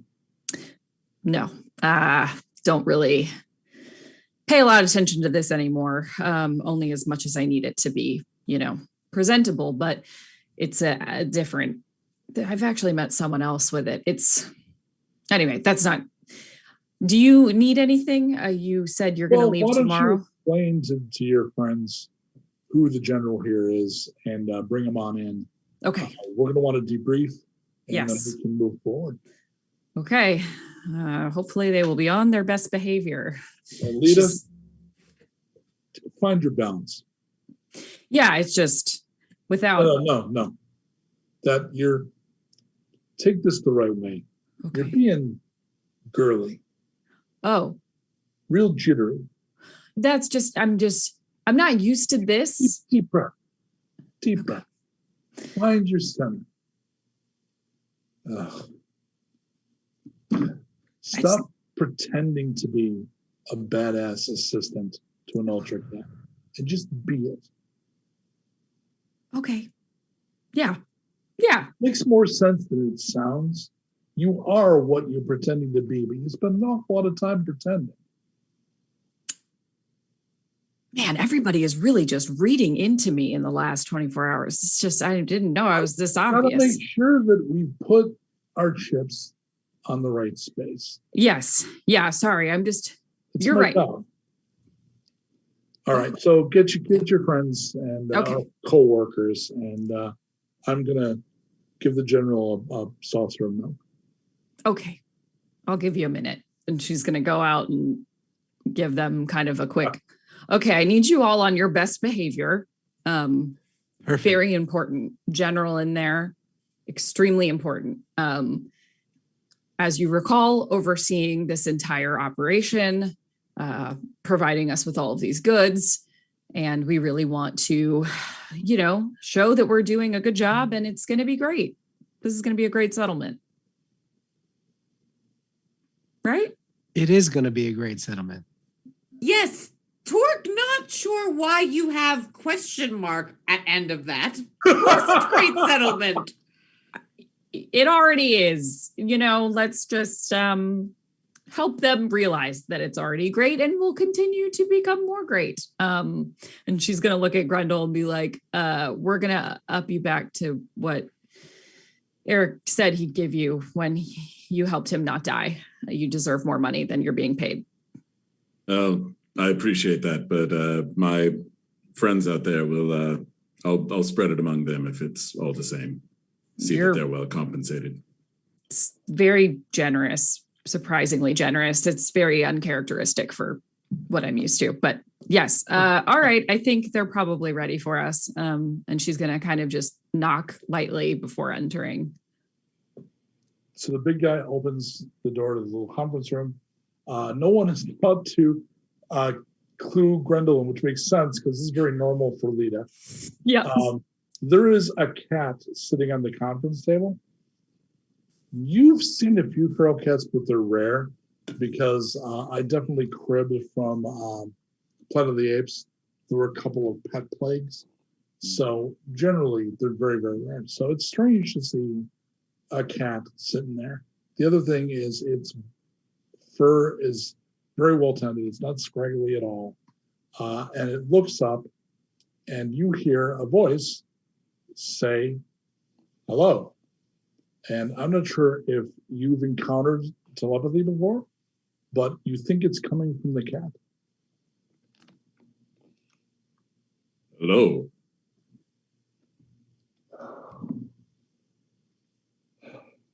Lita, Yes. this is Grendel. This is Grendel. Yes. I am Grendel. Yes. Yes. Yes. Hello, Grendel. I'm General Perry. Hello, General Perry. The cat does something very strange and very difficult. A normal cat couldn't pull this off. It raises its eyebrow. You may call me Katie.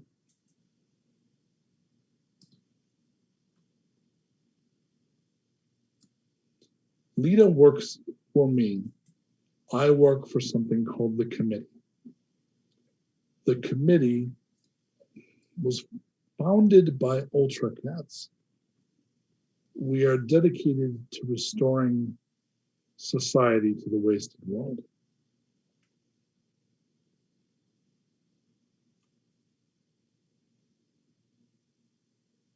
And you get the impression the cat is trying to take the measure of you. So it's very intently gauging your reaction. Just like, yeah, sure. Ultra Cat. This is all Cat's telepathic, right? Yep. Yes. So we're all just watching him stare Oh, at the yeah, cat. you see there's what appears to be a cat stare down. And we've established that the general can do the trick where it can talk to everybody in a small area. So it does that. Well, this looks to be well underway. You'll be pleased to know that 24 settlers are on their way here now. So you need to be prepared to assign them to homes. Your hirelings may need to stay here as long as a month or two. We can arrange for whatever bolts you need to pay them. I appreciate that. They are good people, loyal, and they believe, at least as close as anyone can believe, in what we're doing. What it turns out we're all doing. Would you show me what you think are the strengths and weaknesses of this place defensively? Would be my honor. The cat climbs up onto your shoulder. Very well, let's go. And just not even breaking stride, just move out into and start pointing out. It's like, if we built a trench along that perimeter there, and there's some natural defense a few miles off that way, but we'd want to fortify, perhaps funnel any incoming threats into a single. Our greatest advantage is also our greatest weakness. We are out in the middle of nowhere, but that also means that there's a lot of nowhere to converge upon us. The cat purrs psychically. Lita, Timpano, for a moment, is tight about not being with the general, but clearly thinks enough of Grendel that he's not worried. And he, if I may have just a moment. Yes. So he takes you aside and says, just something I found. He hands you a little bag, like paper bag that's all folded up. In case it was access, not choice, something you've said it before. And he looks a little flustered and kind of does does the thing on your shoulder. Yeah. Oh. All right, I'm gonna go empty the carrier. Should I open this later? Now? No, go right ahead, just whenever. Okay. So it's a makeup palette that's actually mostly survived the apocalypse. So like a couple of the things that bought are cracked, but it's a 90% intact, like an Ulta compact palette. And it's been wrapped up in like a bit of bag. She's just kind of looking at it going, I thought he said I was being too girly. I don't understand. What is that? I'm getting mixed signals. It's very nice, I guess. She's gonna just kind of like look, does it have like a mirror in it? Yeah. She's gonna kind of look at herself and go, did I forget what I look like? What's happening? Everybody's what? And she's just gonna kind of. I think we'd even do like a quick visual cut back to like you checking yourself out in the club when you're a doll. Mm-hmm. When being absolutely perfect was like your life, it was your money. Mm-hmm. So like at that point, you'd look at the mirror and be like, oh, I need to adjust this. Like even these little tiny tweaks were super important. Juxtaposed with looking in the mirror like, well, I still have a nose. That's exactly it. She's like, I thought I was looking great. I thought it was awesome. And then, but she's clearly like dusty and like hair frayed and just, she's kind of like, okay, maybe I should put a little more effort in. And she's going to kind of close it up and put it in her coat pocket and kind of look over at him and see if he noticed her opening it. He was at a distance, pretending not to look. And he's got very much like the football player who's really socially awkward, kind of like doesn't have that language at all. So Lita's very uncomfortable. Lita's gonna go, it's really nice. Thank you. Copy. Before you leave, the general, thanks, Grendel. I'll work with Timpano to get you the resources you need as quickly as possible. Is there anything else that we can do for you personally?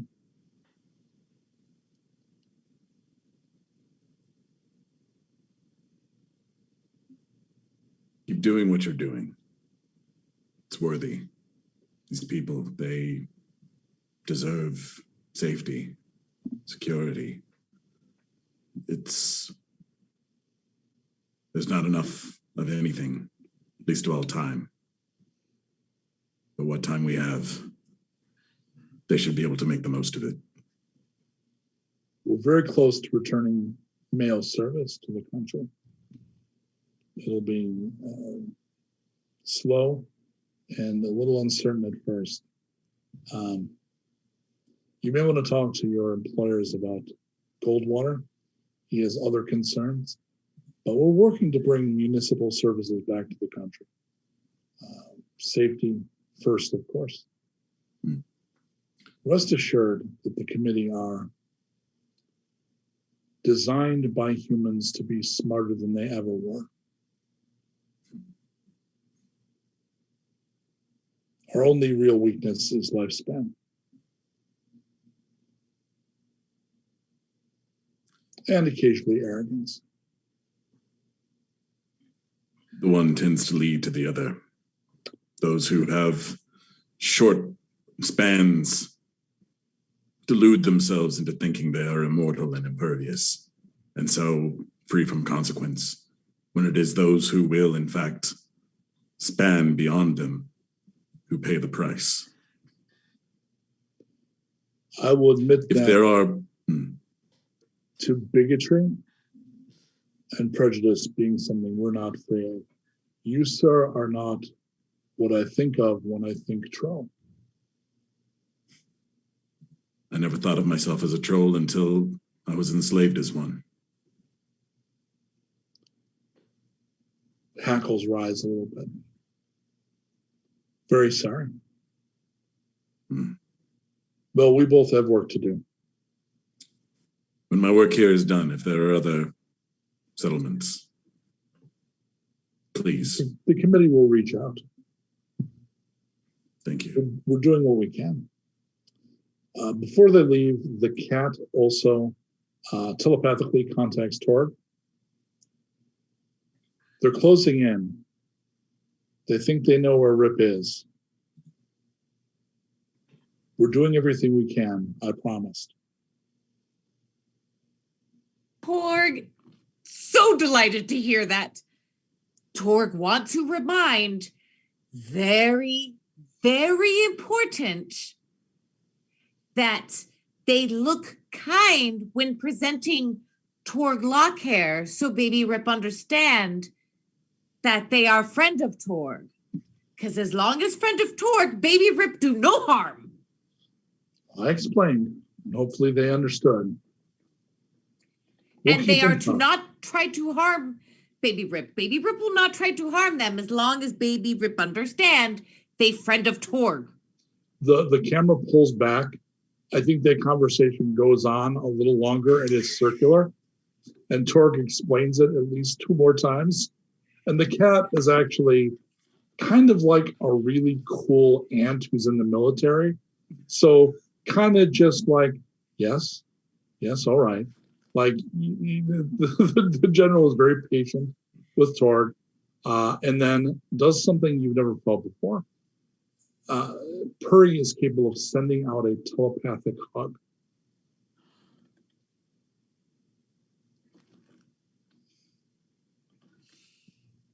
I hope you're brought back together soon. It really touched Torg to hear that, because Torg know the prejudice that Rip's get, and Baby Rip not bad monster evil, Baby Rip good. Torg know that Baby Rip can be asset, and think of it this way. We be only settlement with a Rip on our side. I really feel like this all worth it. We can make that statement confidently. I'm sure of it. On the way out, Timpano salutes Lita. That's new.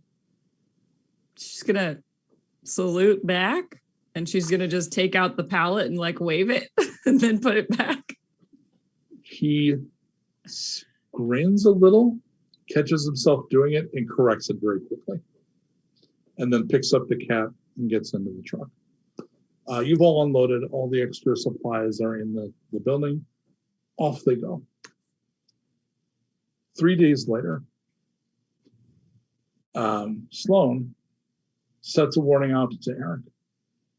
You now have 4 drones active, and you see one of the monitors lights up, and you see that there is a truck coming, and it's a flatbed that has a big cage on it covered up in cloths.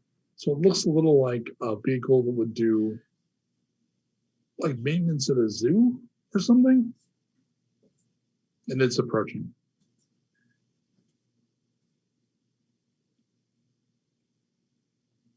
It stops, and the drone is watching it at that sort of guard post with the 2 pillars. And somebody gets out and waves a colorful lock of Torg's hair where the camera can see it. And is Torg in the room when this happens? Oh, okay. Now, this is the computer room. Okay. This is only Erik. Does Erik know exactly? Erik knows what this is. I think you've heard it explained maybe a dozen times. By Torg. Torg, before everyone goes to bed at night. Now remember. Right. So how far away is it? And you see at this point, the cage does this shit. Yeah. And 5 people jump out of the truck and back away. And they're all wearing post-apocalyptic versions, like, the suits you wear to train attack dogs? Yeah. Where you just have the extra layers of padding. So make junk mail, but like with that in mind, with like tire arms. They all look like the fucking Michelin Man. Right. And they also all look fucking terrified. And they all kind of back away from the truck. Okay, so I'm going to go get Torg. Okay. Torg is fixing the sheets for one of your new guests. He's delighted that new people are coming. Hey. Torg has always been very social, very welcoming. Torg. And it's being the welcome committee. Erik! How Erik do on this fine day? I'm good. I have some news for you that I think you're going to want to hear. You better not be pulling Torg's leg. Would I pull your leg, Torg? Aside from the fact that Torg would kill you if you try. No! I think Rip is here. Torg get very, very excited. And I Torg think just we would cut across the compound to Grendel, like doubling over a little bit and adjusting his ear protection. Are we under sonic attack? What was that? Where did that come from? Just a squee that goes all the way across. Yep. And it's like a Scott Pilgrim style, so you can see the E's. The letters. Yeah. Yep. Yeah. Quick question. And then like they start shrinking down into the. Oh God. I imagine. Well, we have not fully covered this. Rippers in general have kind of like screechy, they're technically a beast, so Yep. they have like Yep. sort of things. So I would imagine that Torg speaks to it in its own little way, in screechy tones as well, when it's just Torg and Baby Rip. You probably don't speak, they don't really have a proper language. So just like we can't properly learn dolphin, but you can make dolphin noises to something to make it comfortable. Yeah. Exactly. So I imagine they have their own little thing where Torg has adopted their version of like screeching to like. Hannah, did you have a question? Somewhat relevant. Have we been eating anything that has bones in it in the 3 days since then? Because if so, Lita would have been surreptitiously saving all of the bones. So you totally could have like a little bag of take-home bones. Bone stockpile. Yeah. Do we, not to get too desecratey here, but we were clearing out dead bodies out of all of these homes as well, right? So we do have save up some a old bones. stockpile. The problem Them bones, them dry these bones. aren't eaten bones, because my understanding is the things that eat bones, most of what you're going for is the marrow, and something that's been a skull of bones for 100 years. That's not tasty bones anymore. Nope, it's calcified in there. It's like haunted house powder bones, right? It's crunchy, sure. It'll maybe help your teeth, but the yummy bones are like the things that Lita's been hiding away. Yeah, I imagine they're in like you've just emptied out like a dump pit and have just put the bones in there. Oh yeah. Yep. All right, so we're going to assume that all of you have come out to greet this truck. It is a group of 5 people from the Shire, so they're Shirelings. And so they don't know that Grendel knows is where they used to live. It was the equivalent of a Bucky Beavers taken over by Ren Fair people. So these people are wearing that weird protective armor, but underneath they have like, tights, and like the bottom of a tabard sticks out of the armor. And they will address Erik. I have a very important question. Yeah, Did they bring the churro machine? they're not that group. Ah,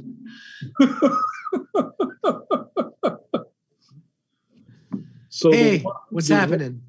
There's one that has a long prod pole. Uh-huh. Torg,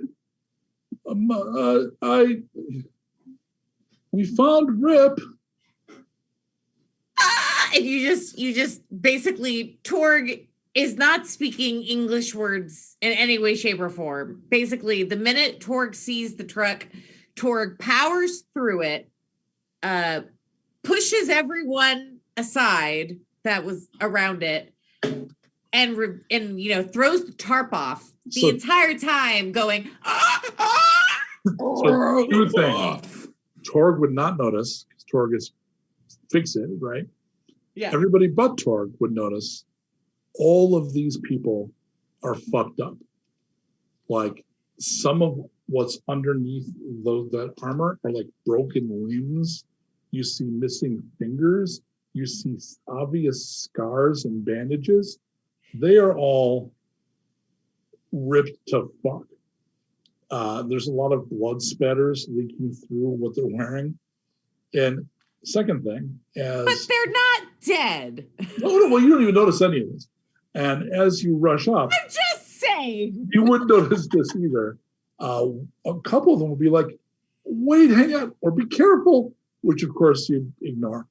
And you pull the thing off. And I wish we could show the picture, but we technologically can't right now. So they are like lizardine humans covered in shiny steel-looking scales, and the faces come to a beak, and their long arms have very sharp, pronounced talons.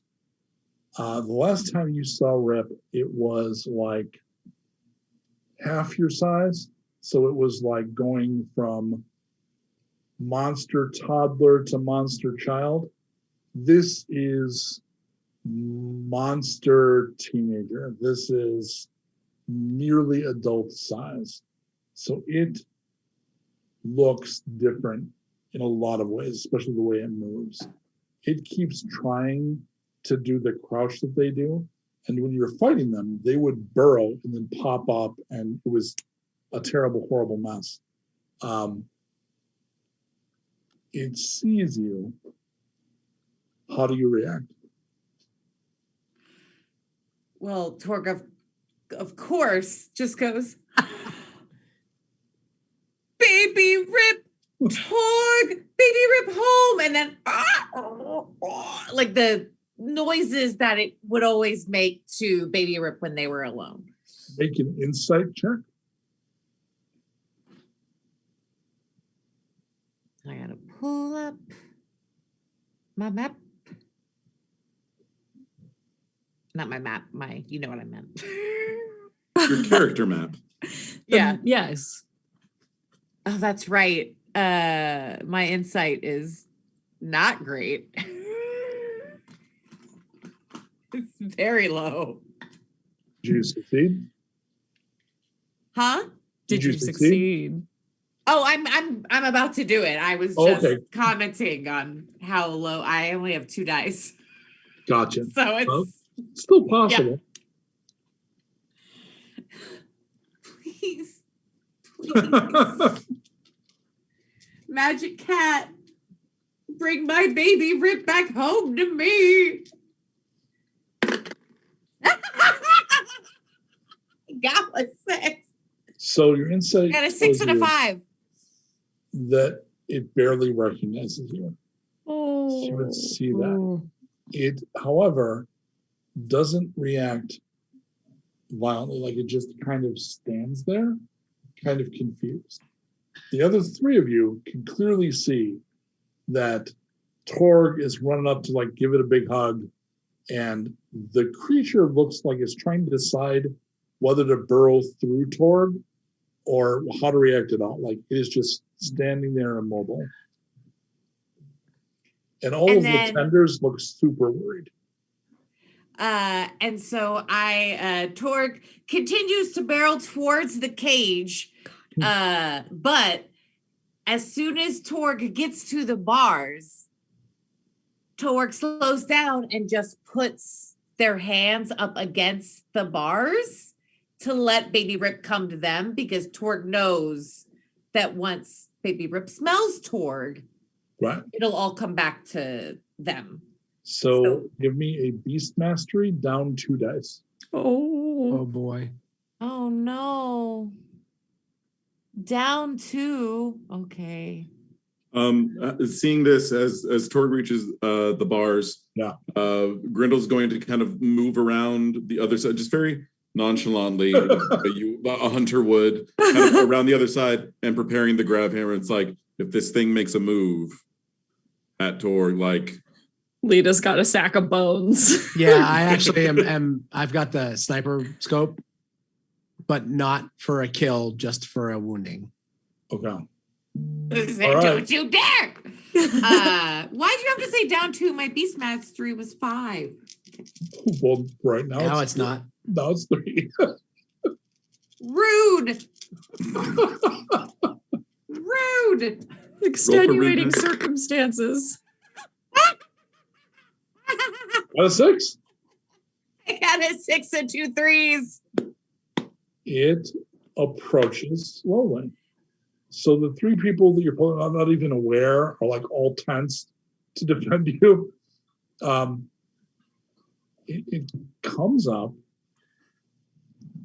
Some of the scales of its face open, and it inhales through multiple nostrils. Tastes your scent very deeply. And urinates. Baby Rip. And Torg takes this as a sign of recognition. And as of at least some sort of like, okay, because if it had like, it wouldn't relax enough to urinate around a threat. The guy with the prod stick Torg perceives this as a good thing. Holds up a key and hands it to you. Here you go. Ooh, we're letting Baby Rip out. Baby Rip has been grumpy.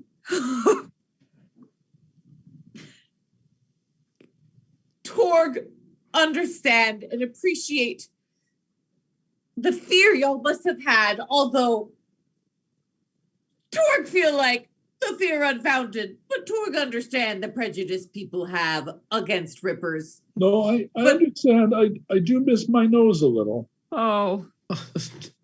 Well, Torg promise we will make up to you tenfold here, having a new place to stay, and also Rip will be our guard dog in the future, and no more harm shall come to thee. And so Torg takes the keys and doesn't let Baby Rip out. Okay. But enters the cage. Oh. Yep. Rip And- looks like it wants out of the cage. What? Rip looks like it wants out of the No. cage. I know it does. Yeah. But what Torg is going to do is go Right. into the cage in order to lead the Rip out, as opposed to just letting it out, as to be like, I'm here again. It's your mom. It's okay. To have like a reuniting moment, and then to To be able to- basically what had happened before they were separated, where Baby Rip did everything Torg said. Let me have a persuade roll. You not making Torg lose their freaking child. Not letting you do that. I'm not doing anything. It's all the dice, man. I take no personal responsibility. Remember that waiver we sent? You just have to roll 9 6s in a row and you'll be fine. Yeah, it's Ah! all good. Okay. Which role did you say I need? Persuade. Oh shit. Still possible. You rolled the other one. You totally did that. So only a 6 would be good for me now, right? Or a 5. Partial success Okay. is something. Come on, kitty cat.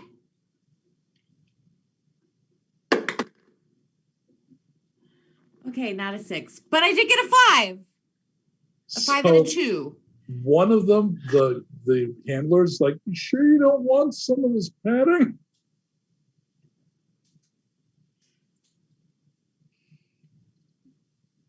Torg feel like Baby Rip be insulted.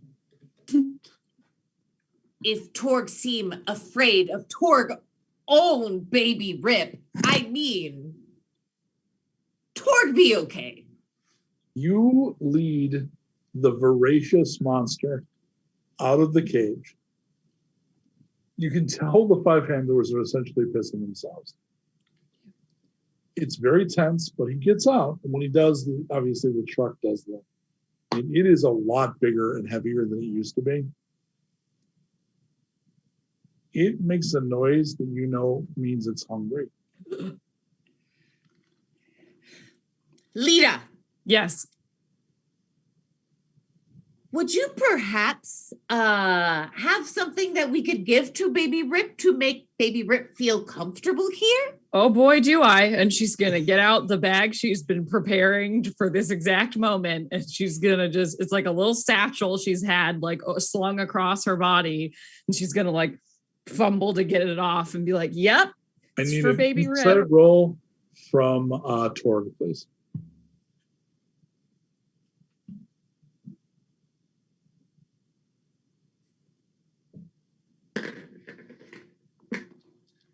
Oh my gosh, you keep calling up these ones where I have like 2 die.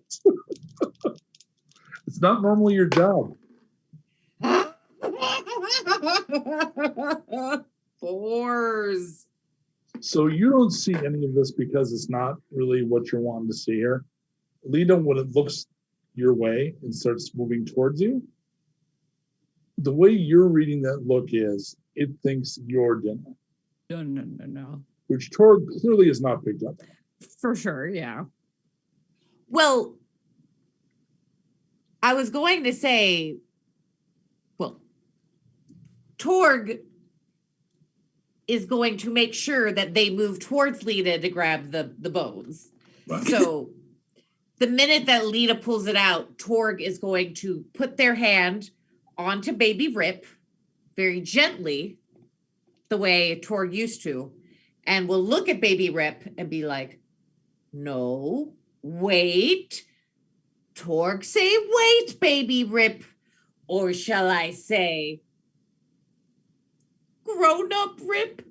And then, like, while she's got the hand, she will grab the bones from Lita's From Lita? extending her arm as far as she possibly can. Yeah.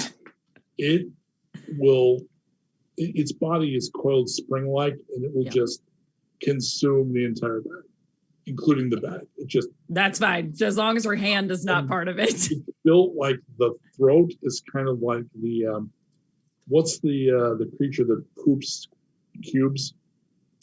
Oh, is it a capybara? No. Tasmanian devil, maybe?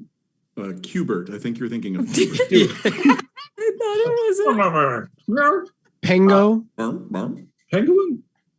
No. Anyway, a pangolin. its throat a wombat. It's a wombat. Is it ocelot? It's a wombat. Right. Giraffe? There may be more than one, but wombats poop cubes. Is it a marmoset? My point was the throat does that. So it chews with its throat. It has rings of teeth in its throat. So when it swallows the bag, you hear kind of a crunch, crunch, crunch, crunch, crunch as it goes down the throat. It is basically a highly evolved killing machine.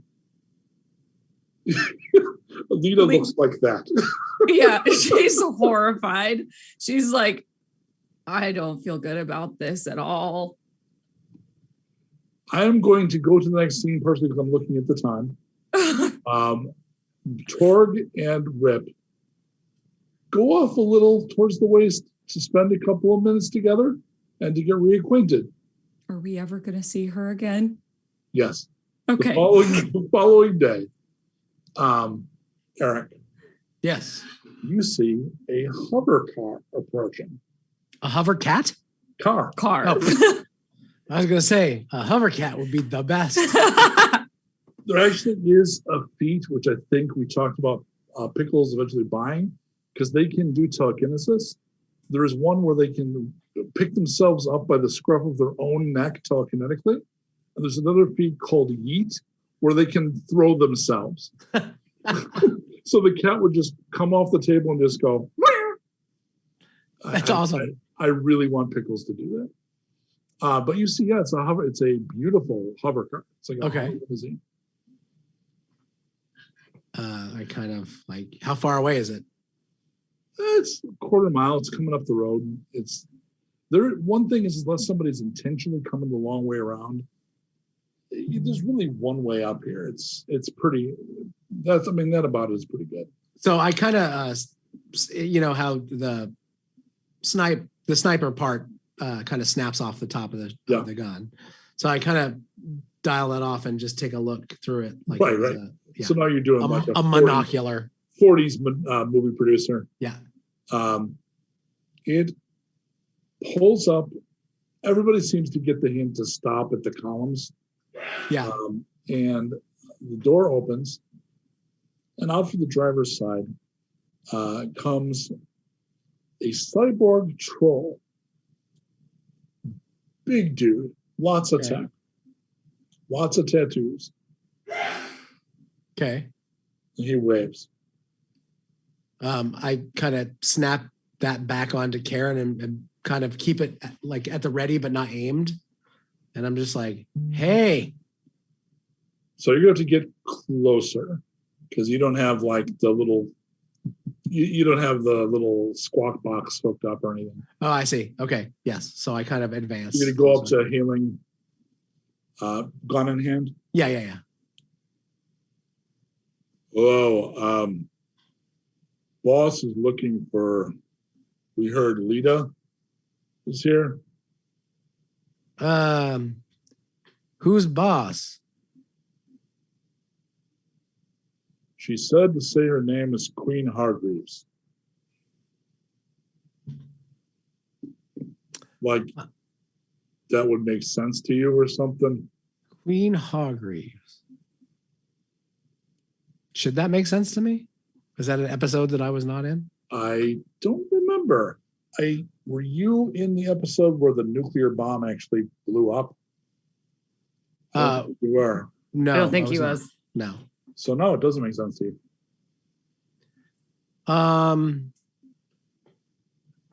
Well, I mean, I would assume that if there was not an episode like that, but like an episode in my friends' lives where there was a nuclear explosion, they would explain to me what had happened. This name might not have been given to you. Okay. Because of what happened and how. Like the overall events, yes. This, no. Okay. Hey, I don't mean to be like rude, but I'm going to have to ask you guys to wait here for a minute while I check in. All right. Yeah, that's fine. All Just right. She's wanting to say hello. This is not it's not that kind of a visit. You can stand down a little. I get it. Hang on just a minute, Oh, you got it. I got snacky cakes. It's all good. Wait, you got what? I got snacky cakes. That sounds good. All right, hang on. I'll be back. Well, one little guy. Excuse me? I called you little guy because you're half my size. I mean, you're probably a badass. I mean, it looks like you take really good care of your iron. I do love snacky cakes. That's what I thought. He throws one to you. I catch it. I kind of sniff it to see whether or not I think there's anything It's wrong a with little rancid. Is he eating one? Oh, yeah. All right, then I eat it. So you're both green. So the trolls and goblins can eat irradiated snack cakes and not get sick. Mhm. So it's kind of a field day on eating eradicated Twinkies Right. for your folk, which is great for you. Yeah. All right, man. Thank you for the cake. I'll be right back. You got it. So I go to Lita. Lita is meeting with Grendel, setting up for the people coming in, making probably work schedules, what gets done first, that kind of thing. Eric, did you find those bones I asked you about? We're both pointing. Funny about that. I was out there looking, and somebody drove up. Does the name Queen Hargreaves mean anything to you? For my memory, was Hargreaves my old associate? Yep. Okay. Would I have known her as Queen Hargreaves at the time? Nope. She worked for Queen Bishop, who is now Adams. Right. Okay. I was just making sure. I was like, I'm following. I'm tracking. No, again, if this is a movie, we cut to the scene where you waved at her as she snuck out before the bomb blew. Mm-hmm.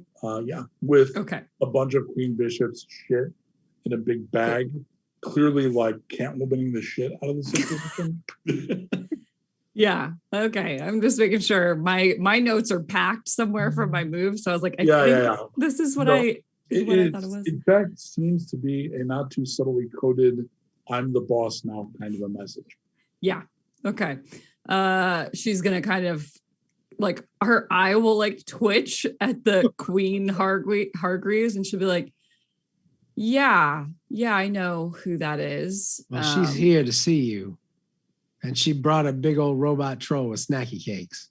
It's a lot to So, unpack. Grendel, you know a cyborg troll who loves snacky cakes. You've worked with him. That is a mercenary named Gru, which is actually short for gruesome because of the way he fights. Oh God. He's Am I top-notch merc. You tend not to work with him because he's real bloody, but in a pinch, he's like, 3 regular units on the battlefield. So would he be someone that I would like want to go out and just like, hail and farewell, fellow wanderer, or does. like, don't let him see me, or there's going to be No. You're on friendly terms. Okay. Maybe a little bit of a surprise that he's taking bodyguard work. It implies he's being paid very well, because normally you'd hire the cyborg troll named Gruesome if the job was, would you take down that city, please? Not like, please drive me around to make sure nobody kinks me. So he's being paid real well.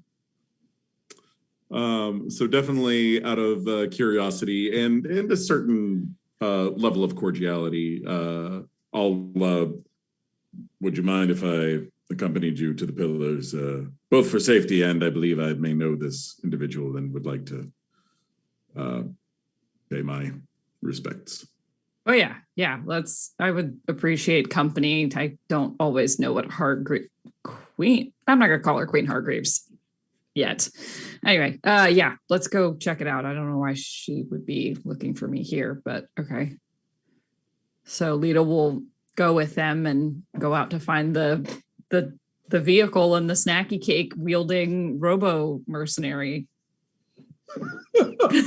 Which was my favorite whale song, by the way. So it sounds like the three of you head out Mhm. physically together.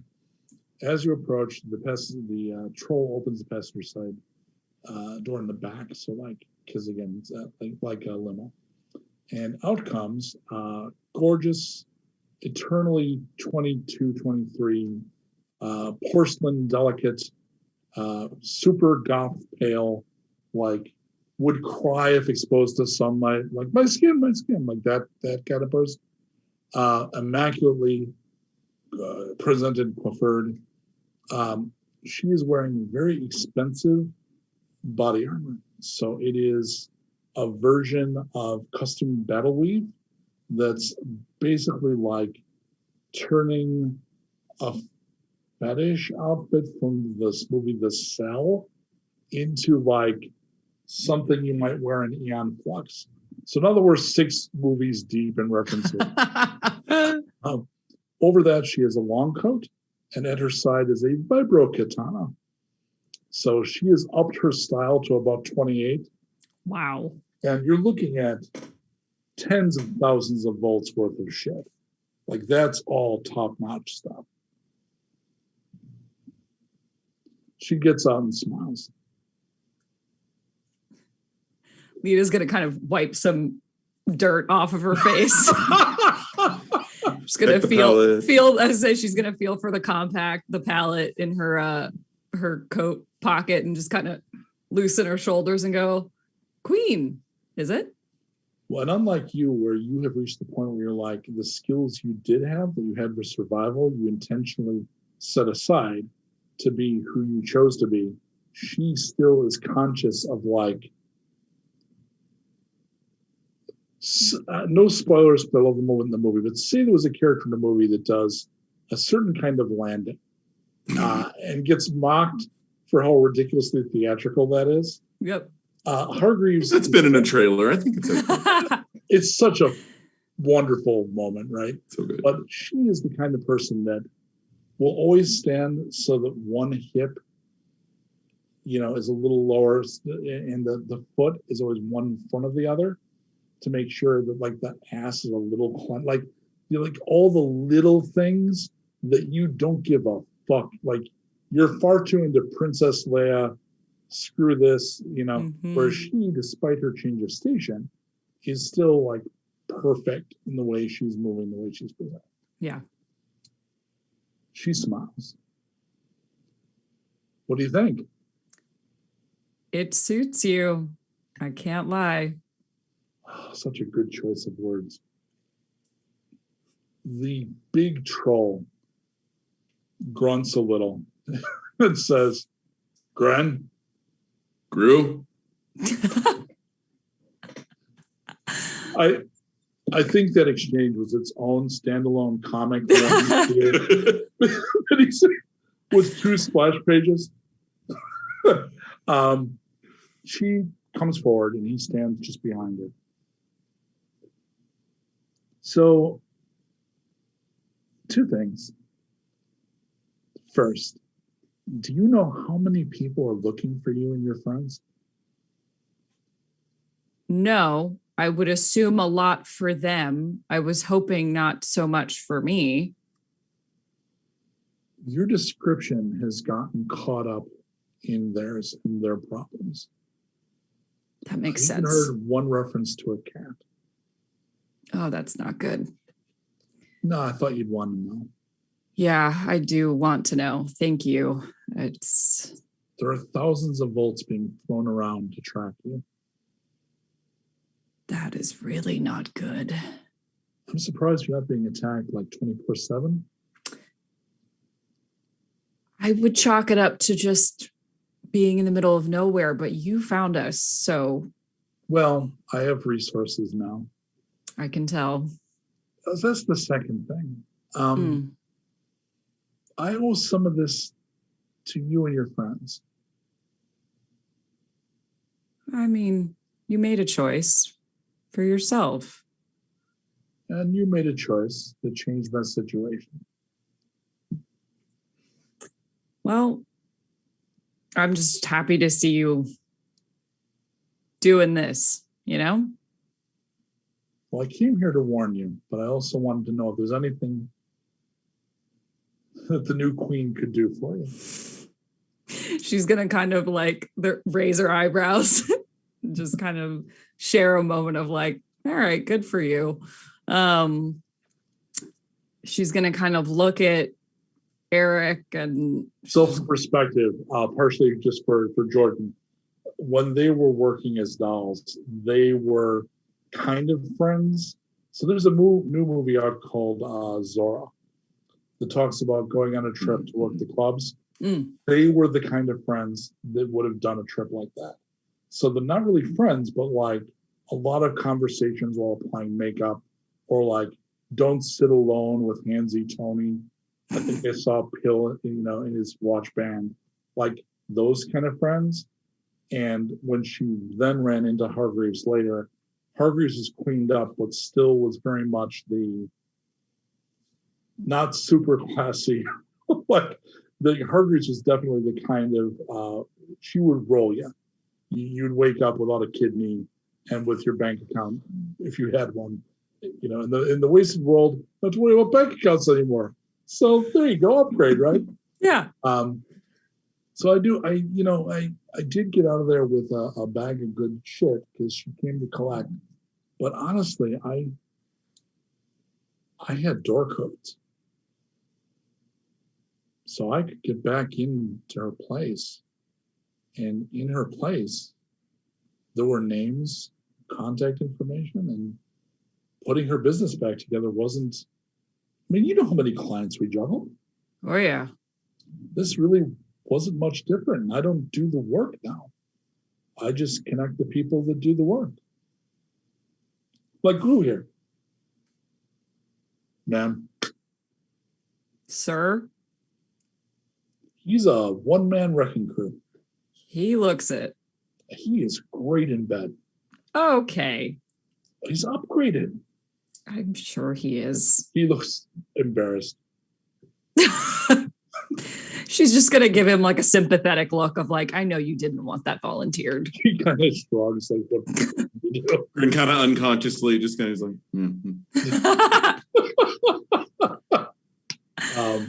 yeah, she doesn't seem to have become any classier. Lita kind of respects that. So I feel like I owe you a solid at least. Well, if there are all these people looking for me, anything you could do to help send them looking other directions would help, but... And that's going to buy you time, but it won't resolve the situation. Yeah. You're not going to invite me in and... Oh, I mean, this looks like it's not quite your... It might not be up to standard. We haven't shared pancakes and cigars like at 4 a.m. I mean, if it's not beneath you, I would love to welcome you. Only thing beneath me these days is him. I knew you were going to say that. And I was happy to deliver. You never let me down. All right. Yeah. Why don't you come look at the place? Are you going to be all right? Yeah. Go ahead. So he heads over to, Gru heads over to Grendel. Erik, do you stay in Lita's company? Yes. Okay. And they interact a little like, almost like sisters. Like there's a physical comfort. Like Lita is used to being a bodyguard. So like other bodyguards have known, is always very conscious of space and not to be nerdy, but I have no option. Like zone of control. Whereas around Hargreaves, she doesn't have that. She lets her be within her force field, right? Right. So it's a very different way she interacts with her. So definitely people know each other a long time. So glad to see you're alive. Yeah, honestly, I'm kind of surprised. Oh, sorry, I tried to drop my voice. That's okay. That was the troll. The troll. So this is probably a lot more. This is one reason why LARPs are in some ways superior, because you walk up to somebody, that you know obvious, who's talking to who. Hey, I'm the troll Gru talking, and I'm talking to Grendel, and I'm saying this. I'm glad to see you alive. I too, Gru, my old friend with whom I have a storied back history as Grendel. I'm glad to see you as well, alive, Gru, that you are. I was a little worried. Have I ever given you cause for concern? Always. Good. We should Well, you're always be not on our toes. really a mercenary. I know you pretend to be a mercenary, but I know the jobs you take. The jobs I take, the only people they hire are mercenaries. Yeah, but they're looking for heroes. Is that what I am? Nah, that's why I thought you'd be dead. Well, give it time. Well, it's been, what, 4 years? But it's hard to keep track of the cycles. So I have another concern. I overheard what our bosses were talking about, and I ran with this cursed bastard for a little while. Warlords come and go. When they're on the rise, there's always money because they smash and grab. They spend what they can get to try to get more. They burn out. The trick is always ride the ride until it crashes and burns. Take out as much money as you can. And I was riding the ride. I don't know if you noticed, but he hasn't crashed and burned. I've only had one encounter with his people so far, and it was just before I came here. Unfortunately, we've not had any further encounters with him. I was hoping that perhaps in the time intervening that, as you say, the ride would have come to a screeching halt. But so here's the thing.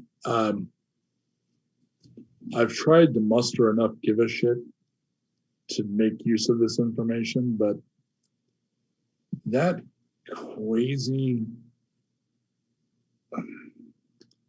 she's paying me a lot. And the perks are great. And it's not just the snacky bars. it didn't sound like it was just the snacky bars. I mean, the snacky bars are a big deal. I remember your enjoyment of them, yes. But I also remember your enjoyment of certain other snacks. Yeah, one fuels you for the other. I talk among Curse's people is that he's in league with the angels. Thing is, there's a bunch of them that don't like it. Even though a lot of them are scumbags and thugs, the idea that the warlord is willing to throw in with the creatures that brought the fall, it doesn't sit well. So the information I have is, if someone like you was to go to one of these lieutenants, you might be able to turn them.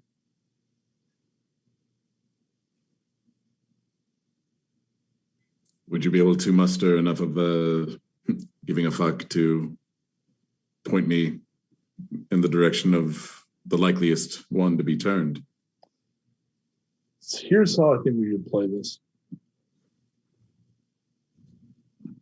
If we can arrange so that this is a payday for me, I'd be a very happy troll, because there's some upgrades I got my eye on. I am completely happy to give you names and places. But if we can play it off to that lunatic that I need to be bribed to give them up, she's got enough that she's not going to miss 2, 3, 5,000 mean, this queen she used to work for, she was a collector. I saw her spend 6,000 on a toy once.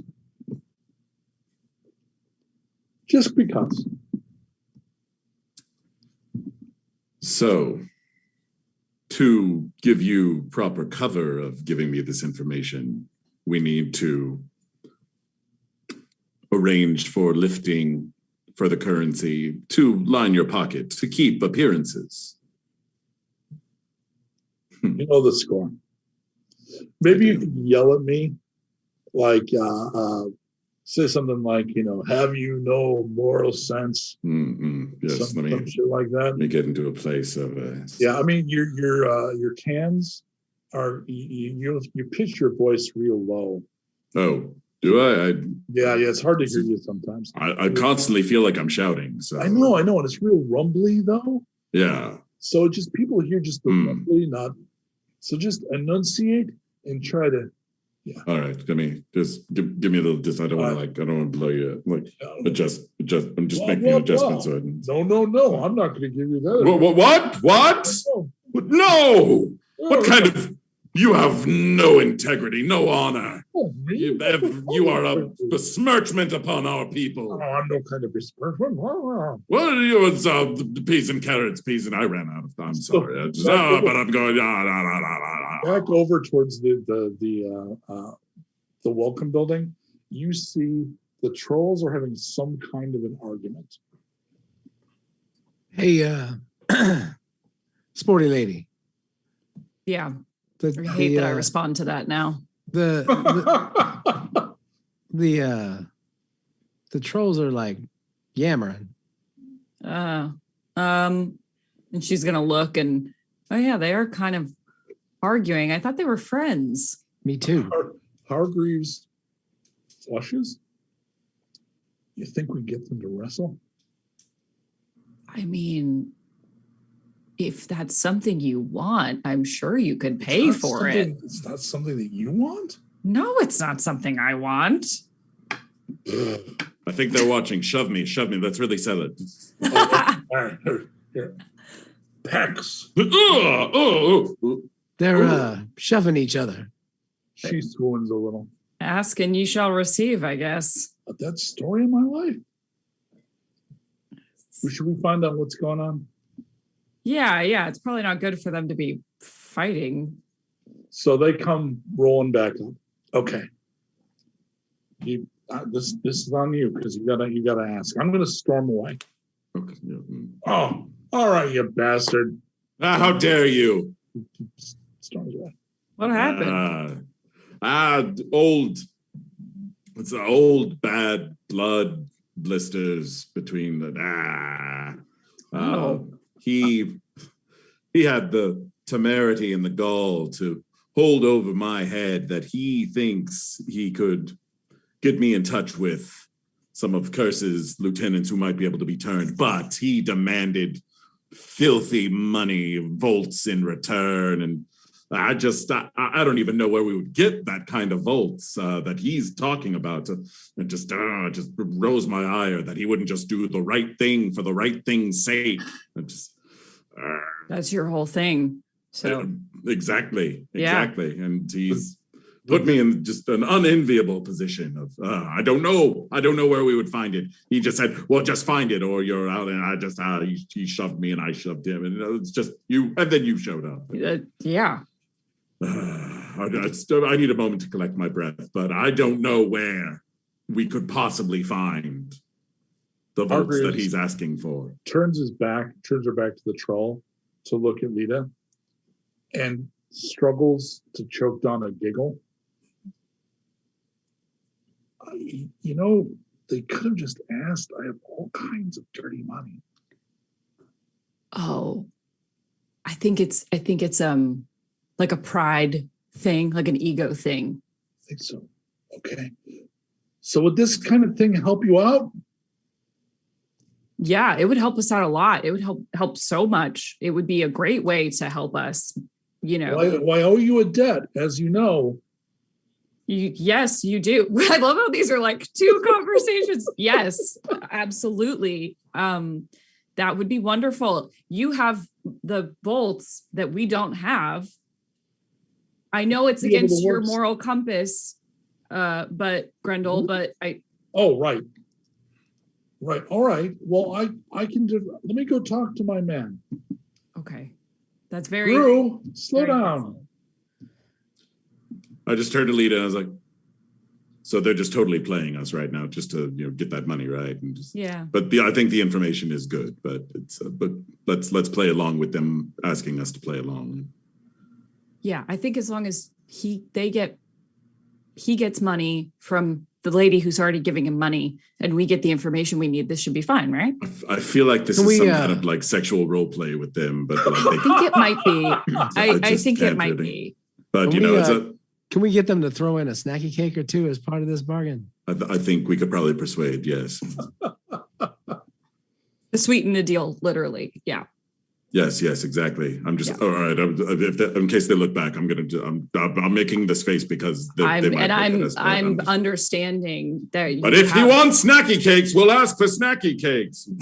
Later that day, as they're preparing to leave, they present a small sealed box of snacky cakes to Erik, which really, they warn you, goblins only, goblins or trolls. These are real hot. I ran these under a Geiger counter. It looked like Christmas. Oh, flaming hot snacky cakes. That's my favorite. No. They really are the best, aren't they? Yeah. Oh, God. So Hargreaves actually gives you a big hug. I hug her back. Great to see you. It was really good to see you too. You're wearing a little makeup again. Oh, just a little. I just had, I was letting myself really I was just starting to look rough. A couple people mentioned it, so. As long as you're doing it for you. Yeah, it's nice to fix yourself up every now and then. Well, we can't all be you, so. It's a weight I have to carry. Only you can carry it. I talked to your troll, and apparently you need some drones. I'm going to see what I can do about sourcing those for you. That would be. I promise as many as you need, but I'll see what I can do. Thank you. Anything helps. And like I said, even if you can only buy us time, that's better than nothing. Your best move, if they are right about this information, if you can get some Curse's men to tournament, and you can weaken their hold on the region, they're not going to come in here and roll you over. And like I said, in the meantime, I'll drop some money and I'll try to send some of the random contractors other directions. But you're going to need to do something about this. Yeah, I was naively hoping it wasn't going to be a thing, but of course it's a thing, Anyway, well, my queen, and she's going to do a little over-exaggerated half bow. She giggles and she passes you some drugs. Without thinking, palms them to you, just like obviously like a by instinct, like a thing you do to friends is hand them drugs. Mm-hmm. She goes, I'm really happy for you. All right. Really happy for you. Come on, Steel Shanks. And he gets in. Don't be a hero. Only way I know to be. Get yourself killed. Pour one out over my grave if I am. Done and done. And then he gets the very dramatic limo. the color window comes up and the hover thing rises up, turns, and pulls away. All right. If you're choosing, so we've got a little more time, but not a bunch. It is possible, if you want to make this choice, would Grendel want to go talk to this lieutenant? Is that something he'd take on, or would you leave that to these folk? Grendel would make the approach himself. He'd speak to his 4 partners, who I'm just going to go ahead and name: Yeti, Goolsey, Slick, and Beardo.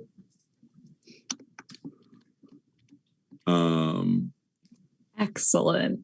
And instruct them to stay here, keep up the good work, keep building the fortifications, get the towers up, and that I have to go take care of this. I may not return. I hopefully will with more, some reinforcements, or at the very least, less of a threat coming at us down the road. But I wouldn't put any of the rest of you in danger. I wouldn't ask this of anyone else. I have to take it on myself.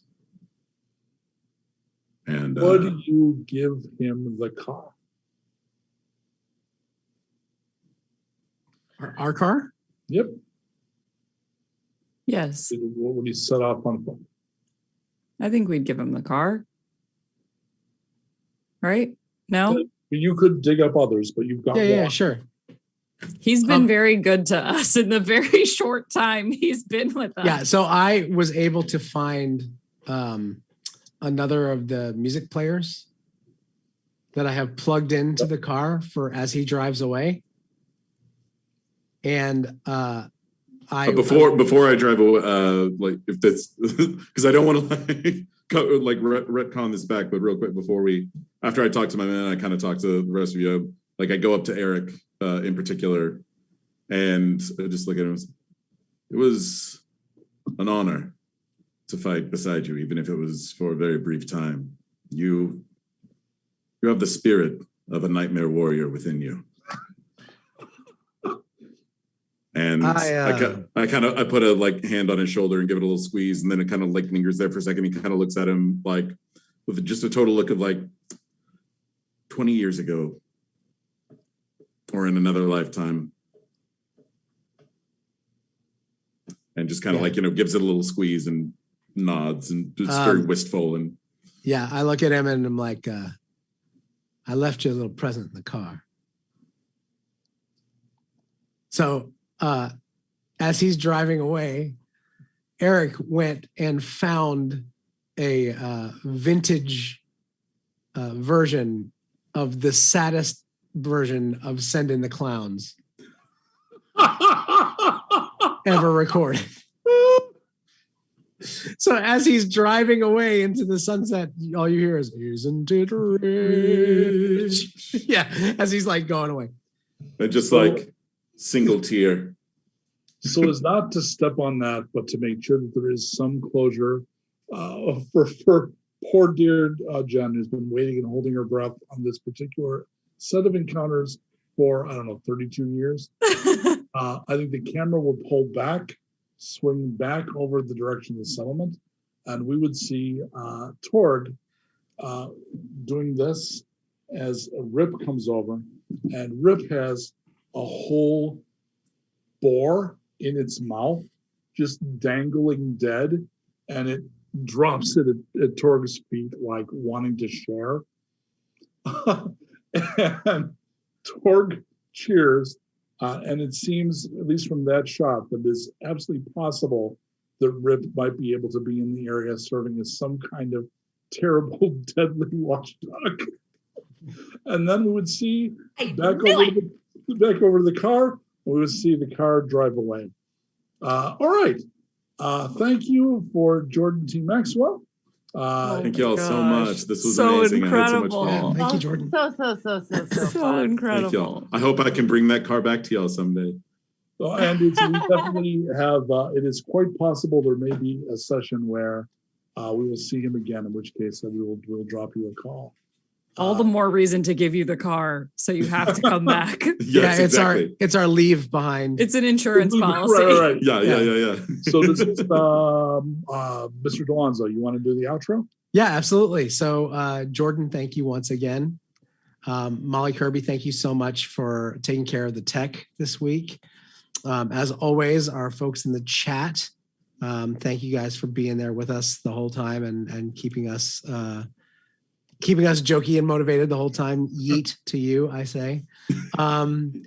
And Brett for being our historian. Andreas Labus, as always, as our disembodied German. And next Tuesday night will be, I think, the final episode before we take our mid-season break. Yep. Which is episode 9. So come and see us then Tuesday night at 7:00 Central. But until then, we'll see you in the wasteland.